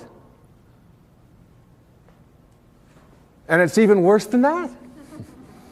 You cannot manifest what you want if your attention is on what always has been. This is the way things are. You'll hear people say it to you all the time. These are the circumstances of life. Don't you understand? This is reality. Wake up. These are the way things have always been. There's always been poor people. You're one of them. That's just the way it is. And you watch that person, and being poor continues to manifest into their life. If you keep your attention on what always has been, then what always has been is what you'll continue to manifest. As you think, so shall you be. These aren't empty words, folks. This is reality. And the worst and ugliest of all is this. You cannot manifest what you want into your life, no matter what it is, if your attention is on what they want for you, or what they expect for you, or what they tell you are your limitations or what you can do. Because if your thoughts are on what they want, you cannot put your attention on what you want. What they want will continue to manifest. And you might be in a tribe that always turns left. And all you want to do is make a right turn. And you go to all the tribal elders and you say, look, I just want to make one right turn. And they say, wait a minute. In our tribe, we only turn left. We've always turned left. That's the way this tribe has always been. And so they will have an emergency meeting. And they will convene all of the elders to get you to come to your senses. Jackson Browne is, what I think, one of the great poets on our planet. Great singer. He has a song called For a Dancer. In there are words to this effect. He says, just do the steps that you've been shown by everyone you've ever known until the dance becomes your very own. Which is what most of us are doing. We're doing the steps that we've been shown by everyone we've ever known, and the dance has become our very own. And later on in the song, he says something to the effect of, into a dancer you have grown from the seeds someone else has thrown. Go on ahead and throw some seeds of your own somewhere between the time you arrive and the time you go home. And then the kicker, it always gets to me when I listen to this song. He said, because in the end, there is one dance you'll do alone. And it's like letting go of this tendency to be a dancer, to be doing the steps that we've been shown by everyone we've ever known, and then it becomes our own. And then we pass it on, and we pass it on. To break that chain, we have to shift our attention off of what we don't want and onto what we do want. And this goes for everything. I was at doing a book tour up in Chicago. I get off the airplane, and a woman picks me up, and she's got a doozy of a cold. Like, Snoopy's, as my kids call it, coming out of her nose, onto her dress. I mean, and I was in this little Honda with her for 2 days.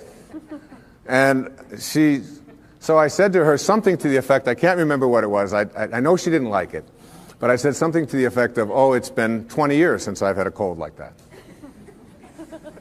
And she said, oh, that's just what I needed to hear. It's people like you who go around telling us, normal, mortal human beings, that when we have a cold we should be feeling guilty. She said, I don't appreciate that at all. She said, colds are just things that happen to us. I said, well, I understand that. I said, but I just don't think like you. She said, well, what do you think? I said, well, tell me what you think. You're the one with the cold. She said, well, I think colds are viruses and that they're in the air. And they're going to land on us every once in a while. And when they do, we shouldn't be feeling guilty about it and feeling bad about it, and people like you writing books about it to make us feel worse. I said, look, we're on the same page here. I said, I believe just like you. I think that colds are in the air, and that they're viruses, and that they land on us. She said, well, how come you don't get a cold then? I said, because when they land on me, I talk to them. She said, you talk to viruses? I said, of course. She said, well, what do you say? Well, I say to it, look, you've landed on the wrong immune system. I'm not going to talk about you to anyone. I'm not going to complain about you. I'm not going to give you any attention. And you have no room to flourish on this immune system. You're just not going to do your work here. But there's a lady in Chicago who's waiting for you. Now, you laugh and you think that that's silly, but I'm telling you that when you keep your attention on what you don't want is what will keep manifesting into your life. Addictions have been described as never getting enough of what you don't want or what you despise. So we keep our attention on what we don't want, and what we don't want is what we keep seeking after, and then we despise it. When we put our attention on what we do want, when we shift to a place called unconditional love, and begin to view it as something that I don't have to be dependent upon, you can shift right out of it. The currency for attracting what we want into our lives is our thoughts.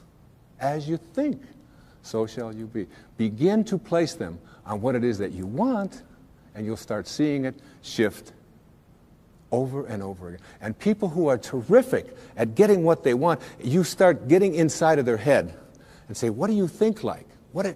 How are you organized in here? And you know what they always say? I never, ever allow my thoughts on anything that I don't want. And no matter who out there is saying, yes, but you can't do this, yes, but you can't do that, I never allow that kind of energy. I shift away from that energy instantly. That's what separates great masters from ordinary human awareness. I have been talking during this program about a consciousness, an awareness, a level of functioning or living or thinking which involves something that I call spirituality. It isn't restricted in any religious way. It is a divine intelligence, an organizing intelligence that is everywhere at once. Some people call it God. Some people call it soul. Some call it spirit. Back in the times of slavery, there was a young man. His name was John Newton. He was 23 years old. And he had what is called in Japanese, it's called, excuse my Japanese, but it's called satori. I'd love to say that. Satori, S-A-T-O-R-I. And it means instant awakening. The idea that you can create something in your life now. In Zen, they have a proverb that says, when the student is ready, the teachers will appear. So it's just being ready. And so you don't have to go through this long, involved process to get to enlightenment where you get it 5 minutes before you die. Instead, you can have it when you are ready. The Native Americans, they have a word called natohi in the Aleut Indians. Natohi. And it means great seeing. Like I don't see, and boom, there it is. I see. And it's like in a dream when you just have this awakening, this light goes off and you just know. It's intuition, if you will. Intuition has been described as, if prayer is you talking to God, then intuition is God talking to you. It's like hearing that voice, and you know it. And John Newton, this 23-year-old sea captain, had a ship full of human cargo that he was bringing from the west coast of Africa to the New World as slaves. And he had this satori, this awakening. And in this moment of awakening, he realized that what he was doing was horrible and defenseless in terms of his own inner sense of morality. And he wrote down on the envelope the words to a song he called it Grace. I once was lost, and now I'm found. And it was grace that taught my heart to feel. It was grace that brought me home. He shifted away from his material world and his being a warrior to being a spiritual being in an instant, which is available to every single one of us. There have been things that have been showing up in my life, and principles for me to write about, and things for me to tell you and share with you that have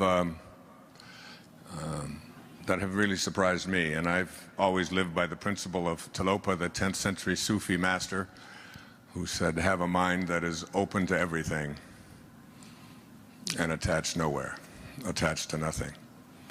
And my wife and I always had this attitude in bringing up our children, that keep an open mind, and anything that you immediately reject, get your ego out of that, and just open yourself to the words of Jesus in the New Testament when he said, with God, all things are possible. And I always ask my audience, what does that leave out? What does all things are possible leave out? And obviously the answer is nothing. In the book that I wrote for the film, The Shift, it was also called The Shift, it has 4 chapters. From ambition to meaning. Moving our lives away from our egos and into a place of meaning, what Serena was up here speaking about. It's a sense of feeling that you're making a difference in the world. And towards the end of that book, I quoted from a man named Joel Goldsmith, who wrote The Infinite Way and parentheses in eternity. And we actually had friends on Maui, a friend on Maui named Alexandra, who's in her 90s, and in her late 80s she would go out kayaking every day. And she actually dated Joel Goldsmith back in the 1950s when he lived on Hawaii. He's been very much of a hero to me. And then from his book, Parentheses in Eternity, which is what your life is, a parentheses in eternity, he said these words.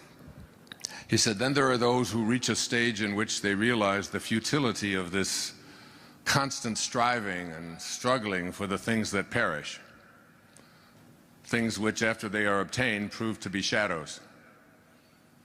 It is at this stage that some persons turn from this seeking for things in the outer realm to a seeking for them from God." And that has been probably the major shift in my life, taking the focus in my life off of the things, the accomplishments, the acquisitions, the reputation, ownership, which we begin to identify ourselves as, and to begin to recognize that Pierre Teilhard, the great French priest who was excommunicated from the Catholic Church for his outrageous ideas in 1918, he said, "You're not here as a human being having a spiritual experience, that it's the other way around." And you've all heard it, that we are all infinite spiritual beings having a temporary human experience, and beginning to live our life from this spiritual place, its place of spirit, where we recognize and identify ourselves not on the basis of what the ego says, which is on the basis of what we have and what we accomplish, what we own, and what others think of us, not based on our belief in our separation from each other, and most egregiously not based upon our belief in our separation from God. A shift, if you will, to an awareness of our own divinity. And from that place, what is possible for all of us. So I'm going to recite a poem here from a great poet. His name was Samuel Taylor Coleridge. He wrote a poem called The Rime of the Ancient Mariner. And he also wrote one that wasn't that well known. I put it in a book of mine years ago called Real Magic. I started it with this. And I'd like you to, as I give these words, I'd like you to think about what the poet is asking, and whether or not you believe in your heart or know in your heart that what the poet is saying is possible for you, or whether you think it's just the fancy kind of fanciful meanderings and dreamings of an idealist. Ask yourself, is this possible? He said, what if you slept? And what if in your sleep you dreamed? And what if in your dream you went to heaven and there picked a strange and wonderful flower? And what if, when you awoke, you held that flower in your hand? Ah, what then? He concludes his poem. Ah, what then?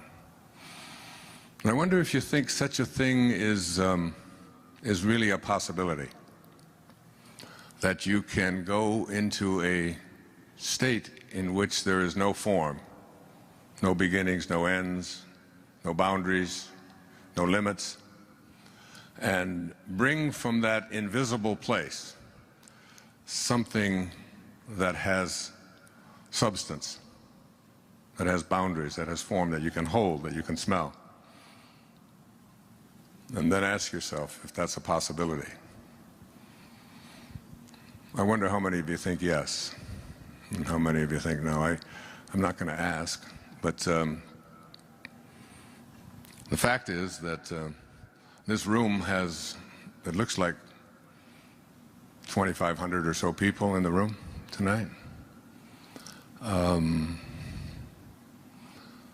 Every single one of you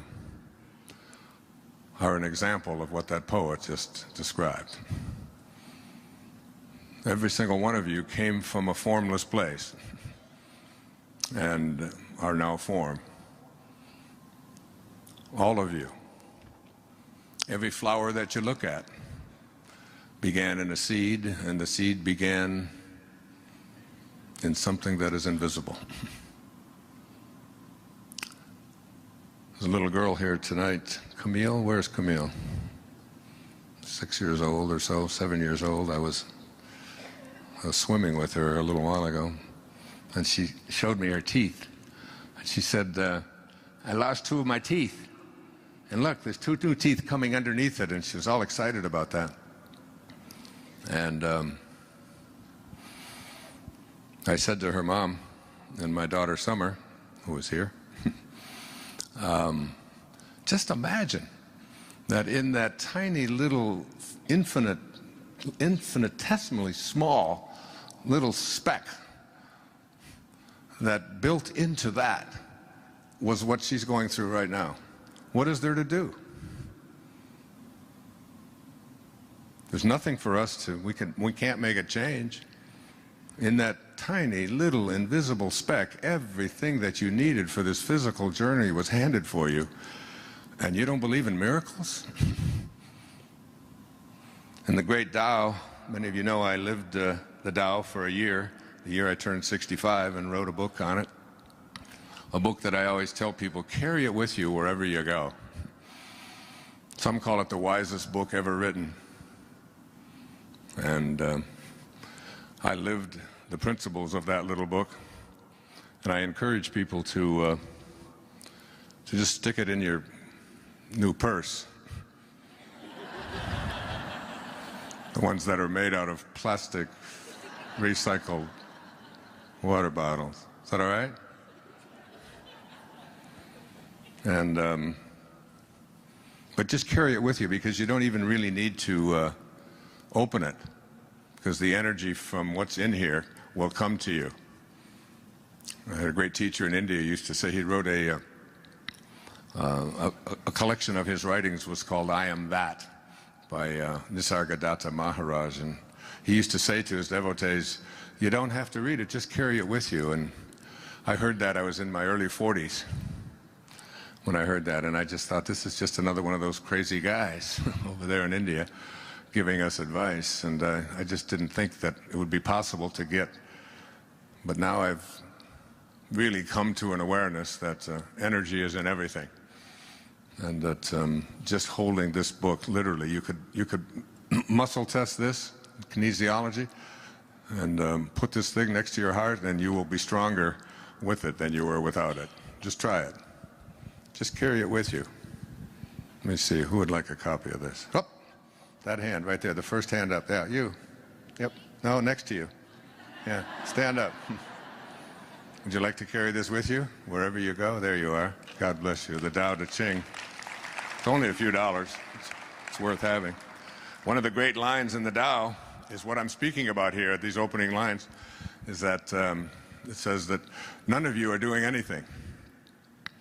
You're all just being done. And when you look at your physical body, there's a recognition that this is absolutely true. You know? I mean, what can you do to change it? You know, things are drooping, folks. You can fix them up if you want to, but the inevitable is there. And the hair, well, for some of you it turns gray, and for some of you it just turns. It just goes somewhere else. And you begin to see, there's also a great line in the book, because my son, who's sitting in the front row, Sands, who graduates in a couple of weeks and is going to start supporting me. I'm so happy about that. Because I often have quoted Lao Tzu, and he has often said, the Tao, God, divine mind, the Tao does nothing. and it leaves nothing undone. It's all perfect. So I say to him over the summer over in Maui, I said, Sans, come on, do something. You got to do it. Let's go. We got to do something. He looked up and he said, I do nothing. And I leave nothing undone. So this stuff can come back at you. It's his favorite line now. He's a Taoist philosopher. So the great Saint Swami Muktananda was asked the question, what is real? And his response is really worth you hearing. And something for you to really think about, because the strange place that I think it's weird, it's just so magical, but it's still, it's hard for us to wrap our arms around this idea that all things are possible. This awareness that about what is real. And Muktananda said, that is real, which never changes. So what part of your physical life meets that definition? We are all in these bodies that are changing every second. Therefore, by that definition, they're not real. So you go back and look at how many bodies you've been in since you showed up here. You were in a body about this big that weighed somewhere between 5 and 10 pounds, and that was you. And you were in a little toddler body about this tall, and you certainly, if someone said, is that you, you would have said, yeah, that's me. And then you were in a 13 or 12-year-old body, which is one of these. I have 6 daughters, and they have a stance, you know, when they're about 13, and they go like this, and their leg goes up and down, and they roll their eyes and look at you like you ought to try to get a life someplace. You were in one of those bodies, teenage body, and you thought that was real. That's when you get the great learnings. One of my daughters, Serena, said to me one time when I raised my voice and asked her to hurry up and get moving, come on. She looked at, I wonder what all those people would think of Mr. Positive if they could see him here this morning. She turned to her sister and said, would you buy a book from someone who yells at his 11-year-old daughter? I'd sneak out of the room and try to. Best line I ever heard from any of my children ever, and I followed them around with a pad of paper to give me material, was from my daughter Summer. When she was 13 and her sister was 11, sitting at the breakfast table, and all of a sudden about 6:30 in the morning, and Summer looked at Serena and said, well, if you didn't have any feet, would you wear shoes? Serena at that time, and it hasn't gone away, could hardly stand anybody talking to her at 6 o'clock in the morning, and said, that's the most ridiculous thing I've ever heard you say. Don't even talk to me. Why are you, just don't even talk to me. Close your mouth. Why are you talking to me? That's so stupid. What if I didn't have any feet? Would I wear shoes? Of course not. And Summer looked at her and said, don't get mad at me. I just wonder why you're wearing that bra. That's, so,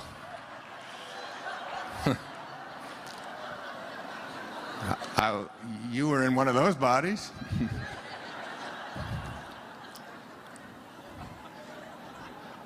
I was in a 20-year-old body, and I saw a picture of it on the PBS show, and I was doing a little bit of this, and the pictures of me at various stages of my life were going by, and the film was, the camera was looking at this picture, and it stopped on a picture of me when I was about 20 years old.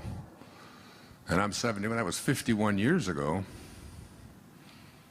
And there's not one cell of that body left on this planet. I really thought it was real. And when you were in your 20-year-old body, you thought it was real, didn't you? I mean, it's just like you look at it, you say, of course it's real. And now you look back at it and say, if it was real, where is it? And where did it go? Emily Dickinson, another great poet, one of my very favorite poets from Massachusetts, would give talks back in the 19th century, and she would pick up a handful of dirt, and she would say, just let this in. This quiet dust was gentlemen and ladies and lads and girls, was laughter and ability and sighing and frocks and curls. This passive place, a summer's nimble mansion where bloom and bees fulfilled their oriental circuit, then ceased, like these. That's who you are, if you believe that you're your body. Just quiet dust that's going to fulfill its circuit and cease. And we all know that we're something much more than that. But we haven't been raised to believe that. So my talk tonight is really about understanding there is a component of us that is beyond the physical, beyond the physical, metaphysical, beyond form, over, past, higher than form, transformed. And this part of who we are has infinite possibilities and can do anything, can heal anything, can manifest anything, can attract into our lives the right people. And you get a sense after a while that that this invisibleness that is who we are is, as you begin to elevate your awareness and move to a higher level, and this is basically the essence of it. It's that we were all conceived and born into a world and a culture in which we were raised to be ordinary. And ordinary isn't so bad. I'm not here to put down ordinary and average and fitting in and all the things that ordinary comprises. It's just not what I want for me. And I got the mic tonight. So, and ordinary really means, it means fitting in. It means getting along. It means becoming a good citizen. It means filling out the forms.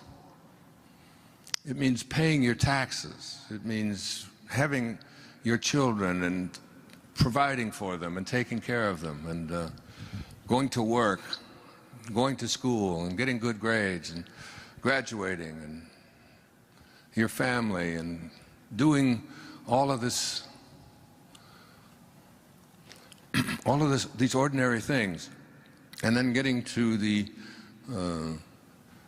later stages in your life where you become a grandparent, and then you live your life through your grandchildren, and then you die. And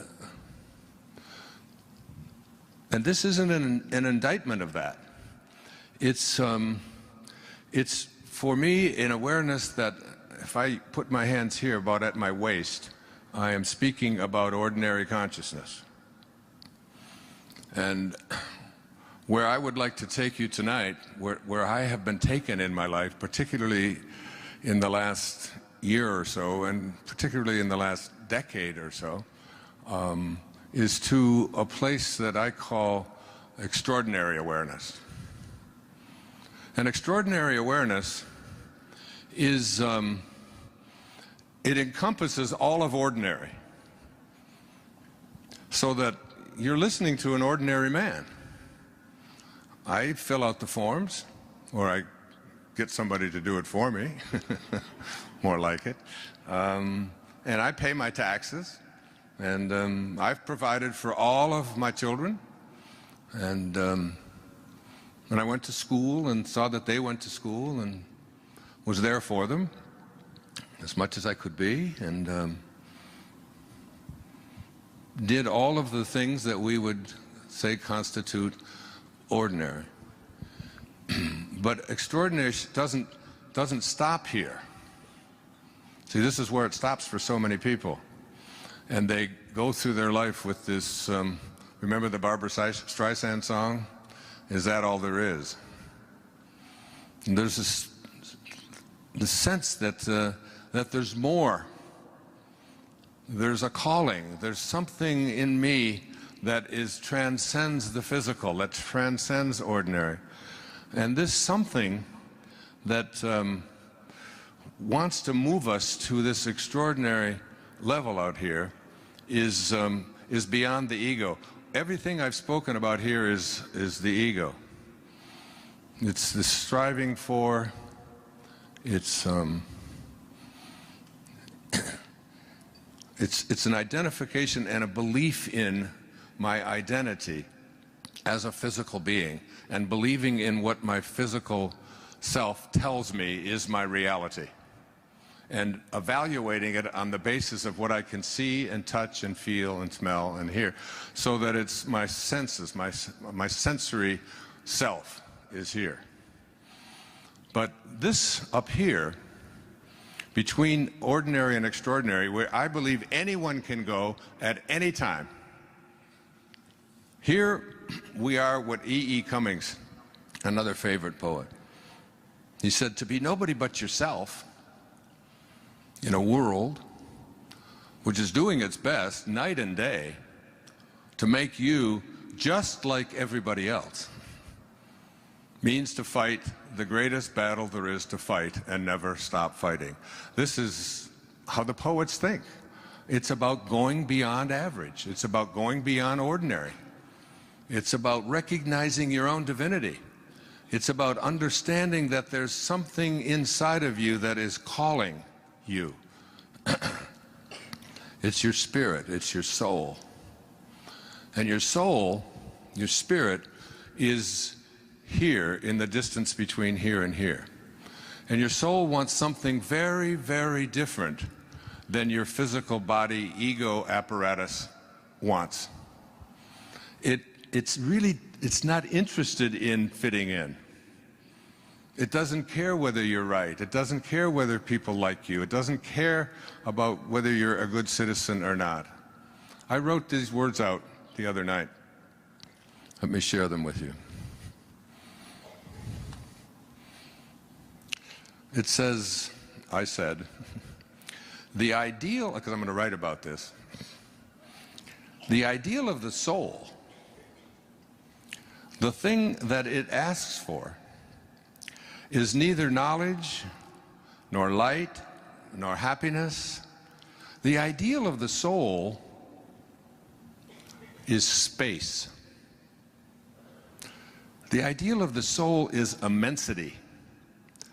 The one thing it needs is to be free to expand, to reach out, to embrace the infinite. Yeah, the ideal of the soul is infinity.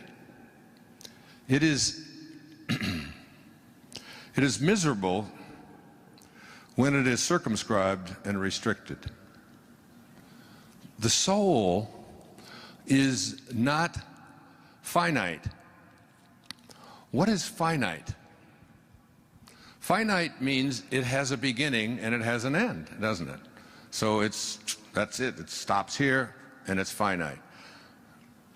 The opposite of finite is infinite, infinite. And what is infinite? What does it mean when something is infinite? It means that it is always expanding, right? It doesn't stop any place. It is always growing. It's like the universe. It's just infinite. What do you think's at the end of the universe? Just try to imagine a finite universe. And we come up with, well, what would be at the end of it? And what we think is at the end of it is what? What, is there a wall? If there's a wall at the end of the universe, the poet would ask, what's on the other side? And where does that end? So there's getting in touch with this infinite part of ourselves is really the part of us that says, there was a song that was popular when my mother was a young woman. It was called Don't Fence Me In. Oh, give me land, lots of land, and the starry skies above. Don't fence me in. Remember that song? All the old folks singing. My daughter's looking at me, what is he going to do now? He's going to embarrass me. We don't want to be fenced in. Now, before I had any children, I had 8 theories about how to raise children. I even wrote about them. Now we have 8 children. I have no theories. But the one thing I know about raising children is this, that nobody likes being told what to do. Right, Sage? I was telling the story of you, honey, on Mother's Day one year at a restaurant where we were all there, my mother, Marcy's mom and dad, and we were all there. And Sage is, in a lot of ways like me, what I call I tell this story at every talk, so I might as well hear it. That's the scurvy elephant. When I was in a foster home back in Mount Clemens, when I was about 6 or 7 years old, I came home from school, and Mrs. Scarf, who ran this home, had this home that a bunch of us lived. And I came home and I asked her, what's a scurvy elephant? And she said, a what? And she said, a scurvy elephant. I mean, I said, and she said, well, where did you hear that? I said, well, I heard Mrs. Poole, who was my 3rd grade teacher, talking to the principal, and she said that Wayne Dyer was in her classroom and that he was a scurvy elephant. So she got on the phone, called the principal, and the principal said, oh, no. And she said, that's Wayne. He gets everything mixed up. She didn't say that he was a scurvy elephant in her classroom. She said that he was a disturbing element in her classroom. And I always loved to say that.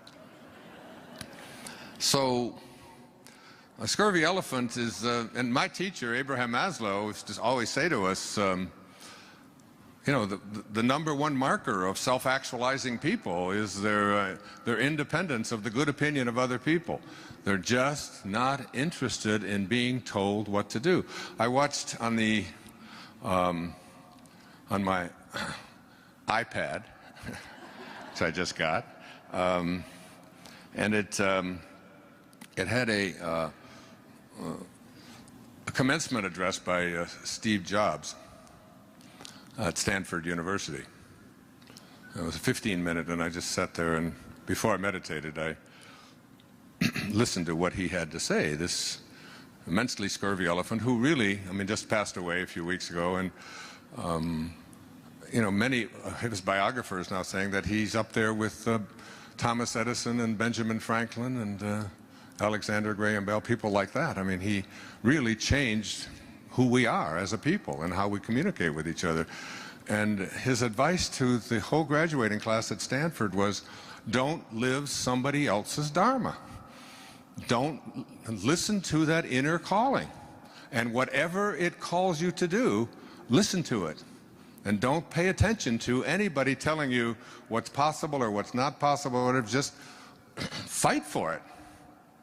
Sage was at Mother's Day, and I don't even remember what it was that she wanted to wear or didn't want to wear, but it had something to do with dresses and skirts and slacks. And I remember that Mother's Day walking in the parking lot with Sage for 45 minutes or so, talking to her about, I know exactly how you feel and how you think. I said, but there's a lot of people who think that you should maybe wear something nice. It's Mother's Day and it's a restaurant. I said, but You don't have to go back in there. We'll go home and get something afterwards if you want. And she just give me that, I don't want to do this, and why should I be told what to wear? And I understood that.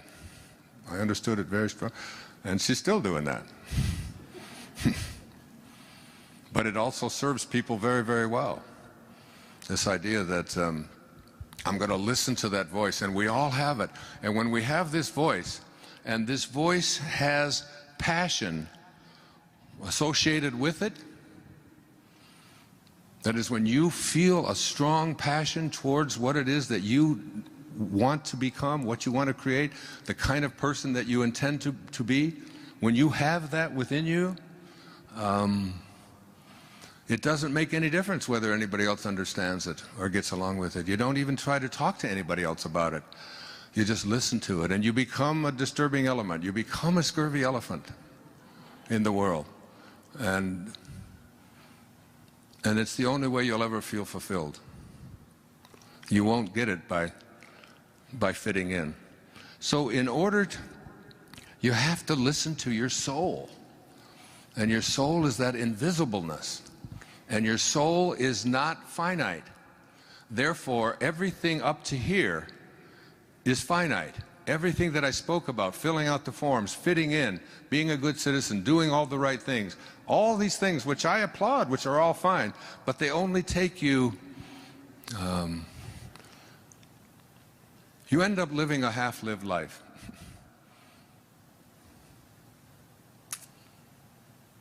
Herman Melville, I spoke about him this morning when I spoke to a writers group here.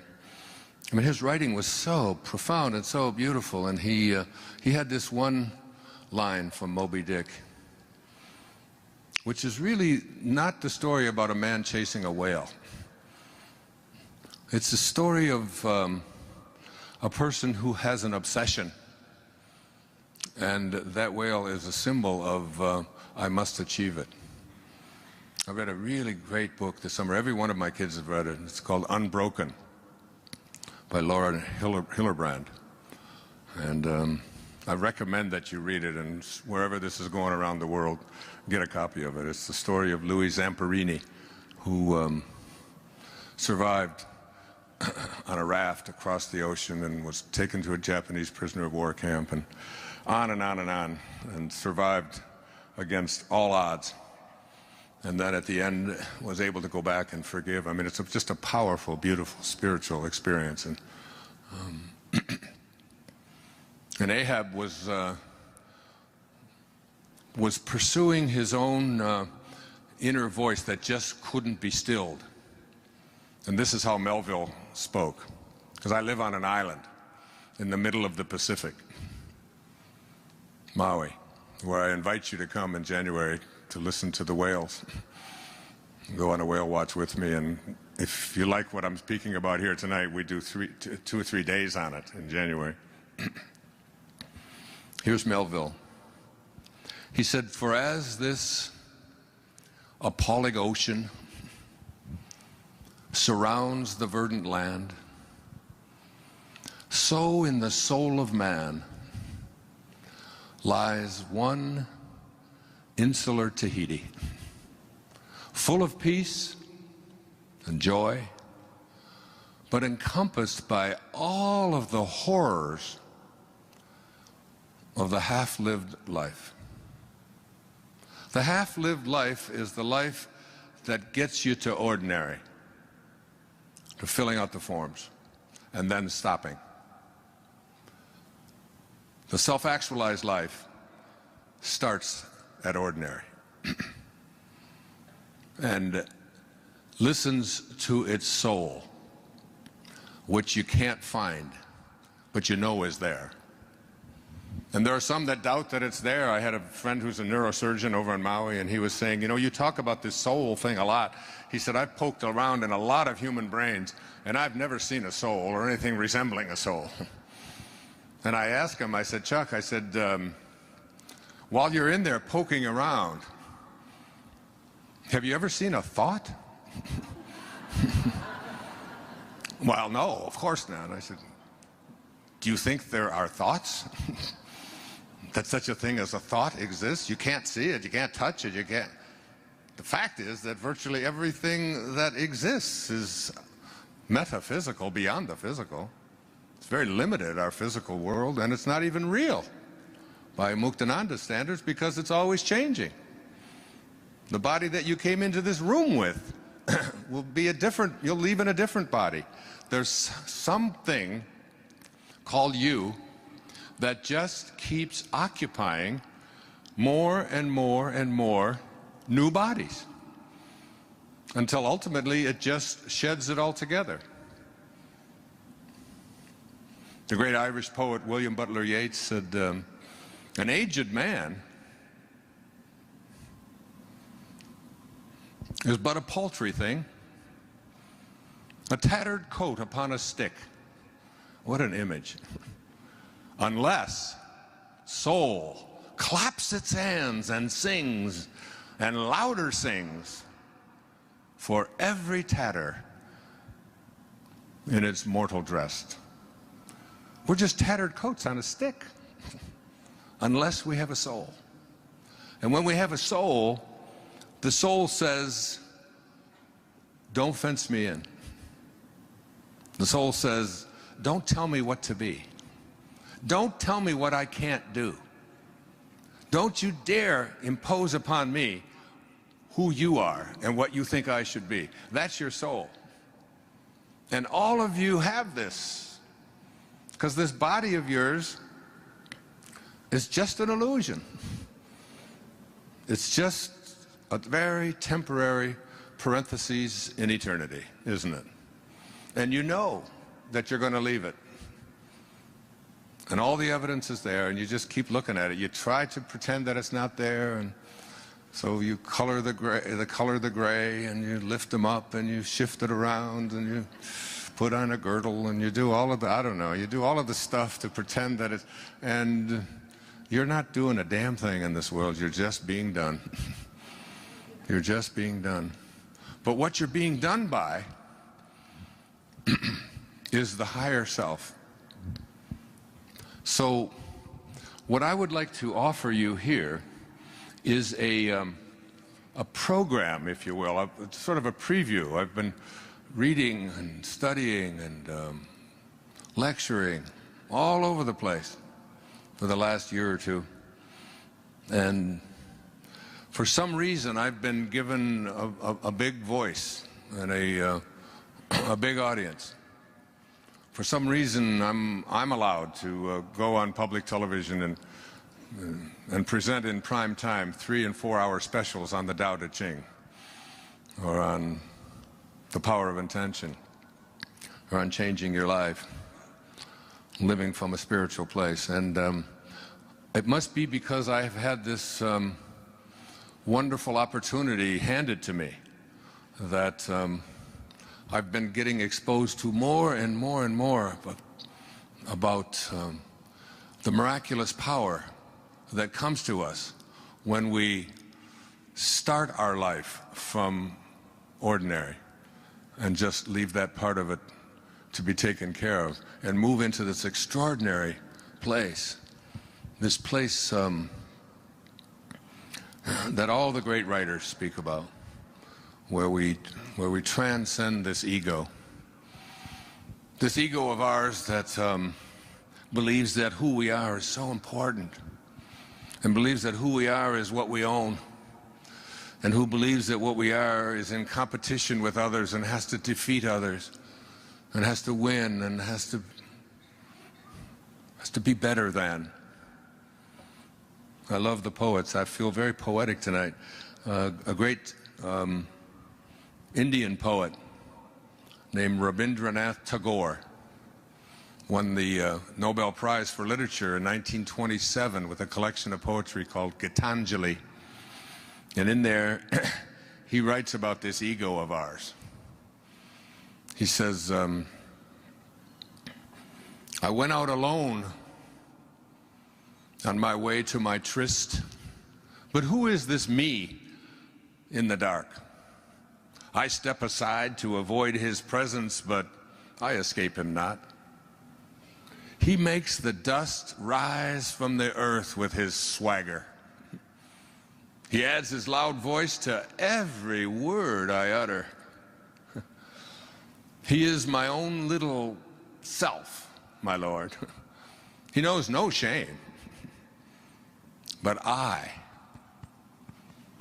the invisible me, I am ashamed to come to thy door in his company.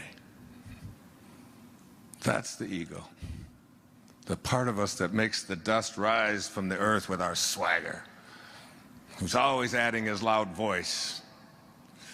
But inside there's this being that says, who I am is so much more than that, so much more divine. And in order to get to the path of moving towards extraordinary, and the fact is that even though many people will attend a talk like this, and many people will buy the books and study it and look at it, the percentage of people who are willing to leave ordinary behind is very, very small. Honestly, it's only a handful of people in this room. Even though the intentions are good, the book that I'm reading now, I came across a quote. I think I'm going to read it, if I have it here. Ah, here it is. It was by a French philosopher, mathematician. Some of you studied him when you took a philosophy class. His name was René Descartes. He's the one who said, I think, therefore I am. I don't like to question these guys. I used to teach them at the university, but I think he had it backwards. I really believe it should be I am. Therefore I think. Well, that's just my opinion. I'll talk about it later. And Descartes said, in order to reach the truth, it is necessary at some point in one's life to rid oneself of all the opinions one has ever received and to rebuild one's entire system of knowledge from the very foundation. And I think I've done that recently. Just tossed out. I think this diagnosis of leukemia 2 years ago really helped me to do that. And to just say, I'm starting over. I'm going here. And I've been doing it in some ways. Many of people think I've done it my whole life, but honestly I haven't. I've wallowed around in that ego a lot in my life. And so in order to do this thing, you have to recognize that it fundamentally involves changing your concept of yourself. And changing your concept of yourself really means understanding what is your concept of yourself. Like, who are you? What is your concept of yourself? Your concept of yourself is everything that you believe to be true about yourself and what's possible for you and anyone else. And it really means changing most of that, because you have been raised to be ordinary. You've been raised to believe in your limits and how far you can go. And you've have this imposed upon you by your well-meaning parents and grandparents and culture and religion and business and education. The systems that you have been immersed into have basically told you, get here. This is not for you. And it might not have even been done, and sometimes they might have even said, oh, you can do anything. And then we'll start to tell you all of the reasons, all of the exceptions to that, that I'm imposing on you. Like, you got to get dressed in a certain way for Mother's Day. And you've got to fit in, and you've got to do this, and it's by God, it's like the soul has no finiteness to it. It's infinite, so it means it just wants to keep expanding.